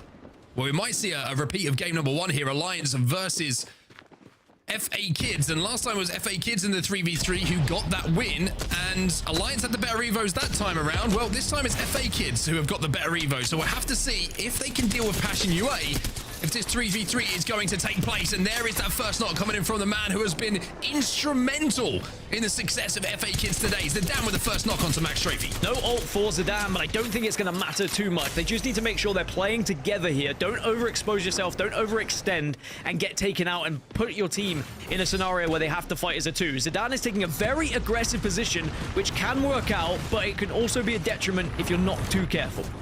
Yeah, he's being looked over by his 2 teammates here, so they should be able to kind of help him in any situation where he has to escape or needs a little bit of assistance. Bang in center of zone. And and will be able to take the height. FA Kids have the zone for now. It's just about if they get the KP alongside a potential win to close out the day as well. Max Strafey will go down again. This time they'll get the finish, and now Passion ULA will be completely and utterly eliminated. Zidane will get the armor swap, and now it is that 3v3 we were talking about. But surely FA Kids with Zidane once again leading the line will be able to close out and get the win in the final game of the day here. But maybe Effector's got something to say about it. Jay Savage goes in now, and it's a 1v2. I'm pretty sure to close things out here in the favor. Actually, it's a 1v1 to close things out. Jay Savage is trying to move up here. It's a straight 1v1 to win it. And he will win it. FA Kids will win the day as he clutches the 1v1. FA Kids get the job again. They finished just as they started with another victory. Hats off to Alliance for sending themselves up in tied second place with Blacklist International as well. But it is FA Kids who win by quite a considerable margin in the end. And it is all about their aggression and how they play as a team, the confidence in every single fight they find themselves engaged in. Yeah, one thing I love about how they played that endgame as well is they know that Zidane is the player who's going to output the most damage in a 1v1 scenario, right? So they position themselves essentially as him as the center of attention for them to deal with. Zidane is then feeding information back and saying, hey, I've damaged here. Now you look at that, help me escape, right? And it's just a perfect example of synergy with baiting and switching from the team, on top of the fact that they had such a strong position when it comes to the extreme height that they had. So an amazing job for them to win it. And then you need the clutch factor, right? It's the one thing you can never really, I say, quantify when it comes to 1v1 moments. And they had it. The 1v1 is won and they win the day. Also very impressive the way that FA Kids were able to move their way into that circle. We started to see it trending towards Harvester. The team within Harvester was Alliance, but sometimes you can see the difference for playing late and playing edge and taking kind of better positions rather than forcing yourself into that zone. Kind of have to if you are Alliance dropping over towards Harvester, but they were kind of stuck in that snake. And sadly, if you are in that spot, you can't take one of the priority positions. You're probably going to finish top 3 from there, but winning is very difficult. Now, they were so close to winning it in that final fight, so we do have to give credit to Alliance for giving it a good effort, but sadly weren't able to come on top, but they still do finish in joint second, and it is going to come down to a tiebreaker between them and Blacklist International for who takes second place today. Yeah, very, very intense final game there. And for a second, I thought that this was just all FA Kids in that final moment. I felt like it was a 2v1. And then all of a sudden, I'm like, wait, this is a 1v1. Somehow, Alliance have managed to equal this fight up. And one player's got to climb and one player doesn't have to climb. And I almost expected to see an Alliance banner jump up, but it isn't going to be what we do see in that final moment there. But again, what an incredible set of games we had today, right? It comes down to the last moments of the last games. And I think EMEA at the moment is pretty crazy to watch with the... I would say the unpredictability factor that we are seeing. But FA Kids with 15 kills and 27. I mean, sometimes you just put it in your own hand saying, hey, I get it done myself. Yeah, I think that's the difference when you can move in with the zone and you can take fights, you can win fights, you can gain better armor, you can gain better loot. On the flip side for Alliance, it was having a position to hold from the very start, getting a couple of fights when people do push your area and winning them, but FA Kids just making it no doubt that they would be winning this series today. Fashion UA also giving it a valiant effort in the final game to try and get more on the leaderboard for themselves, 12 points on the board, and then it's the consistent 6+ points for those who were just a little bit lower in the first half of this leaderboard. Yeah, it was interesting to see how Alliance actually dealt with Passion UA as well, because a really big moment for Alliance to turn a top 3 into a top 2 at least with an opportunity to win the game was just taking out that EMP that seemed to have snuck in for a second. If that goes off, they're stunned, the fences disappear from the Watson, and all of a sudden, Passion UA can move in and maybe take Alliance down, but they held it off, managed to take that drone down before it was too much of a nuisance. And at the other end, you can see NIP. I mean, what a day it's been for them, right? And I mean this in the... I have some sympathy for them and what they've had to play through today, but at the same time, you can look at the other end of the leaderboard and you see like teams like ANC Outplayed been a bit quiet today. DMS barely seen anything from them as well. And just a day where a lot of the kills in the final game seem to go one way. They really did. I think that when you see a point sponge happen like that in the final game and it's the team that's leading, that's actually not bad news for those who are competing for the top 10 positions, because likely is you're not going to be overtaken as easily when so much points are gobbled up. And it will be very important, I'm sure, when it comes down to the final standings before playoffs. When we look at which teams qualify, today could have made a huge difference. I mean, of course, every week, every series does make a big difference, but this one was significant because it was the last round again of the second round robin when you're able to really put yourself ahead of certain teams. Hi, dear. Welcome back. Thank you very much. I was just listening to that and thinking back on the last time that these two squads met, or rather these two groups met. You mentioned it yourself with Ninjas and Pyjamas being the team that finished first, then Blacklist International finishing 20th. FA Kids finished 16th the last time that these two groups met, and the change from that to first, absolutely massive. I do want to take a look at how they did it, especially towards the end, as we do have our final circles from these last 3 games, and they were very, very exciting games. On set, you'll remember fondly the XO finish at launch site. Yeah, the XO bulldozer. This is what this game will be remembered as, and we were lucky enough to watch it happen. A lot of it from their POV, and this is pretty much what you're going to see, right? They're just swinging onto teams who are in positions where they're kind of forced to fight, and with the red evos you feel so confident a lot of the time, and the way that they pinched here towards the end, we were thinking, hey, they have no cover to play with, but we forgot that they had Slayers and he had Havoc, and it doesn't really matter if you have no cover to play, if the team who are responding to you get absolutely decimated in that first push. So a very impressive performance from them, and that was a 30+ point game I think they put on the board. Yeah, absolutely wild from them. And when we walked up to the second game, I was wondering, what would XO Clan do? They actually didn't get to participate, instead leaving all the fun of the end game to everyone else. Danish, of course, performed very well, but Ninjas and Pyjamas found some really exciting fights as well. Notably, we kept hearing it without Beacon being able to do all of this over at, what did we call it? Large M, Gaskin? Large M was what Mark went with. I think Mark has been known as Large M for a few years as well, ever since he started putting on that muscle.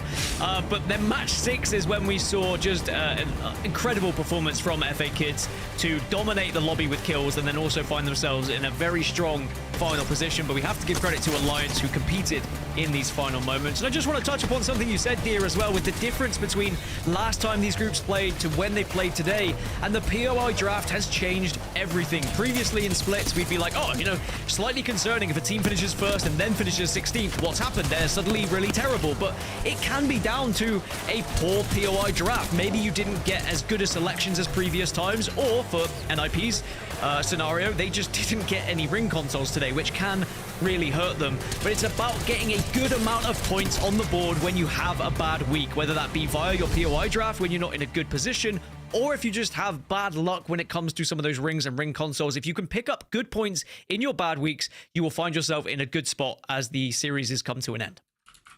I mean, I'm really impressed with the way that a lot of our teams have been able to adapt. And I know that we are talking about quite a few of the squads that made it into the top couple. One that's really standing out to me is Blacklist International. We'll get the chance to talk to them a little bit later, but I spoke to Hiarka before Split 1 playoffs talking about POIs, and they were one of those squads that felt like they were going to be the most adaptable moving into this POI draft, because they've never really cared about where they led. Their game plan does adapt so often from game to game, but I think with a lot of other factors, including the Bangalore Bloodhound and every other team, I think, scrambling to adapt themselves, there's been a lot of unreliability. It's not just that you may not know what you're going to do out of your POI, but that a lot of other squads up until this late into the season also may not have a great idea of what they're going to do. However, with the second round robin concluding, these are your results for the series of Groups B and Group C. Free Agent Kids, or FA Kids, managed to make their way all the way to first place, absolutely decimating the results from last time these two met, with 75 points, dwarfing the second place score. Alliance, they did well on set, but 53 points is a far cry from 75. It certainly is, but when you see the team above you with 43 kills in comparison to the next highest in the lobby of 27, you're going to go, do you know what? You deserved it today, FA Kids. Congratulations on the win. Alliance will be more than happy with the second place, I'm sure. It's now, I think, a first and a second back-to-back for them, so very, very good results for them. Really starting to find their form, and then, of course, we're going to have a big change with the meta coming up soon, so things for them to think about. Blacklist International, though, I think, in my opinion, the story of today, like you said, the big turnaround in fortunes from the last two teams these groups played against each other to come in third with pretty low KP, I would say, comparatively for the amount of placement points they managed to get, shows that they were very, very good at reading those zones and playing for that end game. But at the other end, you're looking at teams like NIP. I think this is a day to forget for them. They probably will not even watch the VODs because they're like, we know what was wrong. We really just didn't have info like to play off of. So a tough one for them for sure. It happens to everyone, and unfortunately, you are going to have to adapt. We are going to take a look, however, at how this has impacted the regular season standings, as now every team across every group has played the same amount of matches, the same amount of series, and Alliance stand tall. With their second place today, they moved to the very top of EMEA. I can't say this is a surprise, Gaskin. No, considering Split 1 when Alliance absolutely dominated the competition, it was almost a matter of time to see when they would find form. And of course, with the POI draft and everything changing a little bit, everyone's kind of learning as they go, and Alliance started off a little bit rocky, but then after last week's performance, where they were able to pick up those 25 points into a second place here on this match week, now finds them at the top once more, returning to their former glory, and I think they will be very confident that they should make playoffs. Now, we did mention that magic number around 96, but we have also seen in previous seasons, top 8 is usually round out about 80 points. So Alliance are very close now, you'd imagine, to being at playoffs. And near the bottom of this list, number 9, FA Kids. Of course, standout performance today. This has rocketed them up 12 places in the league. When we looked at the start of the day, what Xander Commander had given us via the Reddit, it was FA Kids that needed to average 15.5 points a day, very close to your 16 Doomer number, Gaskin. But the fact that FA Kids have managed to make their way all the way this far up should be, I want to say, lowering that threshold. There's a lot less pressure on the next 2 days of games for them. Let's take a look, however, at those teams that do have a little bit more pressure on them, because 11th through 20th is where the real concern lies. Now, some of these teams were here earlier. A lot of them have been pushed down, but onset, never to fear. Many of the teams that have fallen places have fallen simply because they didn't play today. Yeah, it's very, very true, and I think it's always good to keep that in mind, right? It's easy to look at things and be like, hey, you know, that team hasn't played that, they're not doing well, but they played less game days. But this is a great indicator, right? This is the second set of round robins, now done. Everyone's played the same amount of games. Outside of, by the way, just will make a note if you're joining it, right? Passion will not be playing in the rest of this Pro League. That's disbanded, so that's why they have 3 series played. But everybody else will also be looking and thinking, hey, this is a lot closer than we thought, right? And we were talking about the magic number. We were talking about how many points you need. Well, Aurora, who are currently sat in 19th, will realize now that one win in a game day, and this can completely change their fortunes for the seasons. And I think a lot of eyes are going to be on them the next time that they play, because there's an air of expectancy about Aurora, right? They made the finals of LAN last time around. They were involved in some of the craziest moments that we saw. They were a real shining light for EMEA. Now they need to prove it back in their own region that they can get back to the Split 2 playoffs, because it's looking like a long way off before today, but maybe there's a little bit of light at the end of the tunnel after the performances and how the points stack up. There really could be. I mean, ANC Outplayed are another team that's standing out to me. They're falling down a little bit, perhaps towards these bottom 10 teams, and that's where I find the biggest surprise of the day. Yes, the biggest story so far of today's games has been Blacklist International, but through all of that, they still are in the bottom 10 teams of the league. Crawling out from this position is going to be really tough. And Gaskin, we mentioned that 16 points of, like, when you need 16 points a day, things are looking really rough. Blacklist International came in needing 17.3 points per day. And while they've achieved it today, there's still a long road to the end of Pro League. Yeah, and whilst we talk about, you know, the magic number and what teams might be getting to playoffs, we're starting to realize now there are probably some teams who mathematically cannot get to playoffs. If you can imagine, you can only get 25 points as a max each time you play, and we're seeing some teams on like 7, for example. Sadly, I don't think we're going to be seeing them there at playoffs, and that sad realization is going to change how you play, and then you start to think about what happens moving forward. Are you a team that's already gained points from playoffs? You start to worry about champs. It's certainly a difficult position when you are down at the bottom of that leaderboard. Now, in Split 2, things can get tricky, and as you said, you can start to lose the mathematical possibility of making it into playoffs. I will say we're very fortunate to have the LCQ available for a lot of teams that would like to go to champs as well. So we should be still seeing teams play at the top of their game, even as playoffs can get further away. I do want to give credit, though, because FA Kids deserve quite a bit for what they achieved today. Of course, they've got the first place. What more can we give them? I'll tell you what more we can give them.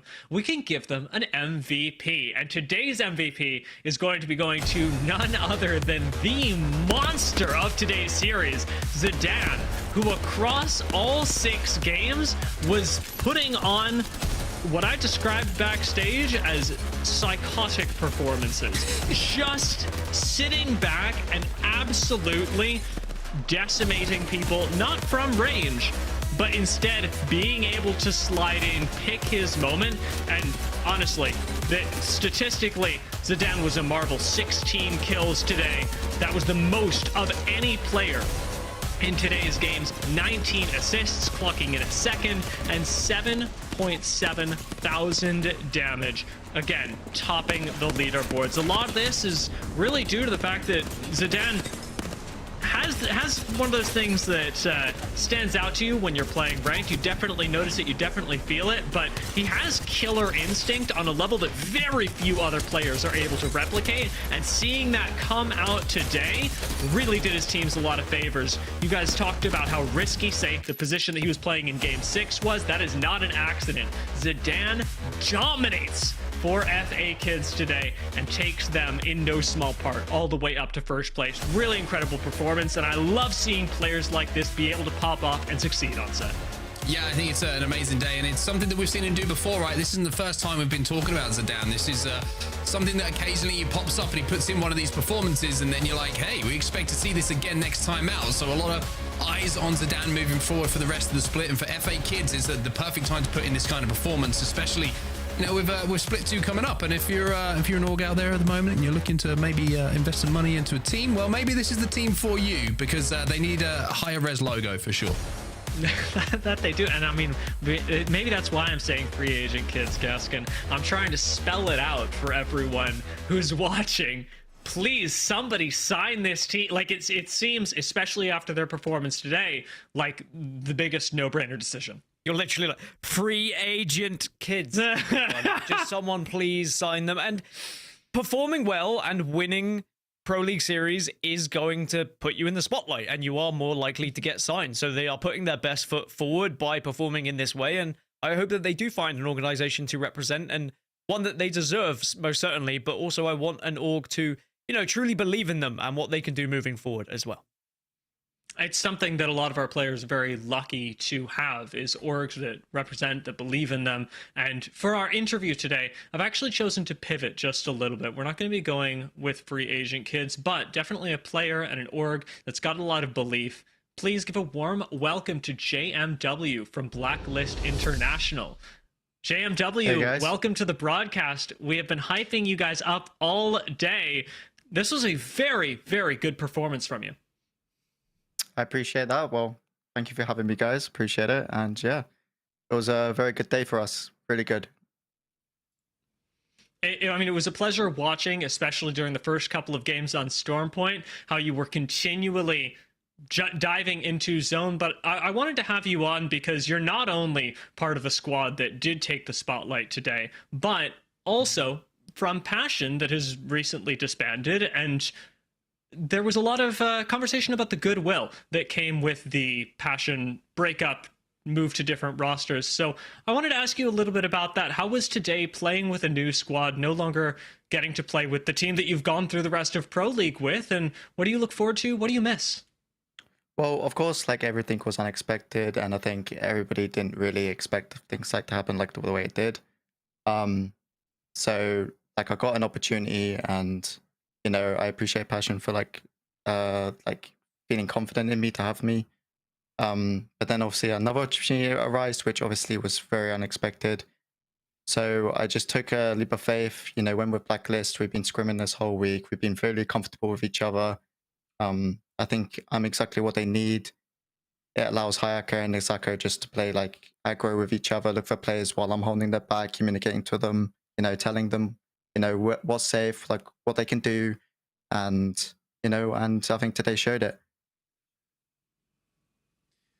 I want to jump in for the next question here, because one thing that really stood out to me today about how your team was playing was like how good you were at getting into great spots early for a lot of the zones, even when you didn't have like sometimes the best prio to those zones. So talk me through the process of that, who's calling that, and how are you aware of moving around both maps? Because it seemed like both maps you were in great positions all the time.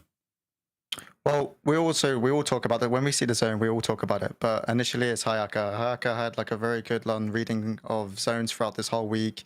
He trusted his gut. You know, we've we also, which helped us, was we did like a lot of these zones I played today. We've done it in scrims. So, you know, we knew exactly what to do. We were confident in our plays. We did it. And I think today just showed the execution right. And you were able to get into a lot of the final zones. It felt like almost every late game circle you guys were there, but didn't find that victory that eluded you in the end. What do you think you guys have to do next to kind of take yourself to the next level? Because of course, as a new team, there's always going to be hurdles you have to overcome. What is the main focus for you moving forward? I think together, like moving forward, we just need to just get more reps in, really. We just need to keep playing more like end games together. We need to realize what we're going to be good at, you know, find our weaknesses, then fix them. And moving forward, I think we'll be like very strong. I think it's no matter of time before we'll be honestly like top 3 a lot of games coming forward. So yeah, tomorrow we'll go and show it. It was, again, I said it at the start, a fantastic performance from you guys today. And I have to say, we on the broadcast are very happy to see you finding success with Blacklist and seeing the way that this is changing the landscape of EMEA, as you guys did jump up several places yet today. You've got a ways to go up until we move to LAN and beyond, but I do want to say best of luck. And as we prepare to let you go, I want to give you the opportunity to speak to the fans that are supporting you now in a different roster, perhaps the Blacklist fans that are welcoming you for the first time. And what would you say to those fans of the game, of yourself, that are looking forward to seeing you at international competition? Well, I appreciate everyone supporting me. Obviously, like a big shout out to the whole of like Blacklist and my teammates and everything.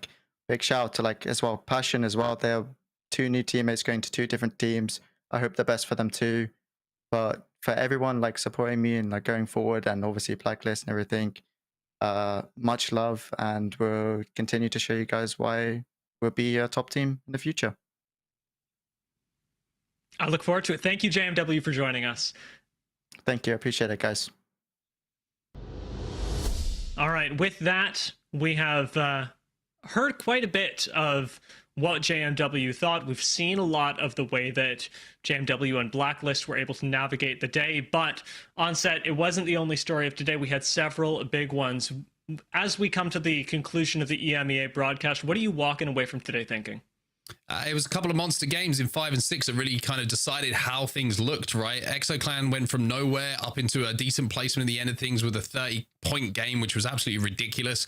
And then FA Kids take it home with a monster game in the final one as well. But I think the story for me with EMEA at the moment is we're always going into game 6 not knowing who's going to win. It doesn't feel like there's a huge gap at the top and that anyone with one performance in the final game can really turn it around. So we are set up, especially with a meta shift that's obviously going to be coming as well very, very soon, for a very exciting end to the split. And again, it's very unpredictable about who's going to be making it through to split 2. So you got to keep watching to find out. It is difficult, near impossible to predict. And Gaskin, I'd echo the sentiment of Onset here that I couldn't have guessed what was going to happen today, but we do have a lot more to look forward to. What specifically really impressed you about today's games? It was actually in the decision-making of the POI draft. I know I always talk about POI draft because it's new, it's exciting, but the 2 teams at the top were 2 teams who prioritized World's Edge first, despite the fact that World's Edge was the second set of maps there. So confident that they could do something on Storm Point, even with perhaps a lesser POI, but then getting the job done when World's Edge came around. But it's just the differences we're seeing for how people choose their POIs, what POIs people think are better, what they think are worse, which they'd rather have, which they rather wouldn't have. And it makes it very exciting. I mean, it's so difficult to predict because of that reason. And now, as we go forward for future splits and we get to champs, etc., we will learn more about these statistics. But for now, it's very raw. We're still learning. The players are still learning. And that's what makes it so exciting to watch. And we've still got a lot of Apex Legends to look forward to today. That's what is really getting me, is that yes, we may have just finished our EMEA broadcast, but North America is going to be on in just a few hours. So I'm going to let you two go. I'm going to let you rest, because in what is this? An hour and 25, no, an hour and 35 minutes. I did my math correct, and I shouldn't have done math on broadcast. We'll be coming at you with North American Match Day number 6. Again, groups B and C and the end of the second round robin in North America. It was difficult to predict EMEA. Maybe try your luck in North America, see how many games, see what teams you can get right. Very exciting region and a lot to look forward to. If you're wondering about anything else, be it more interviews, be it more statistics, be it information on the ALGS, you can always follow us at Play Apex Esports, both on X and on YouTube, and honestly, mostly anywhere. I'm going to live with our casters, take a bit of a rest, maybe experiment with some Pathfinder, because I've been seeing a lot of EMEA teams run that, and see if I can get a few more games in. I'll see you guys over in North America in an hour and 35 minutes.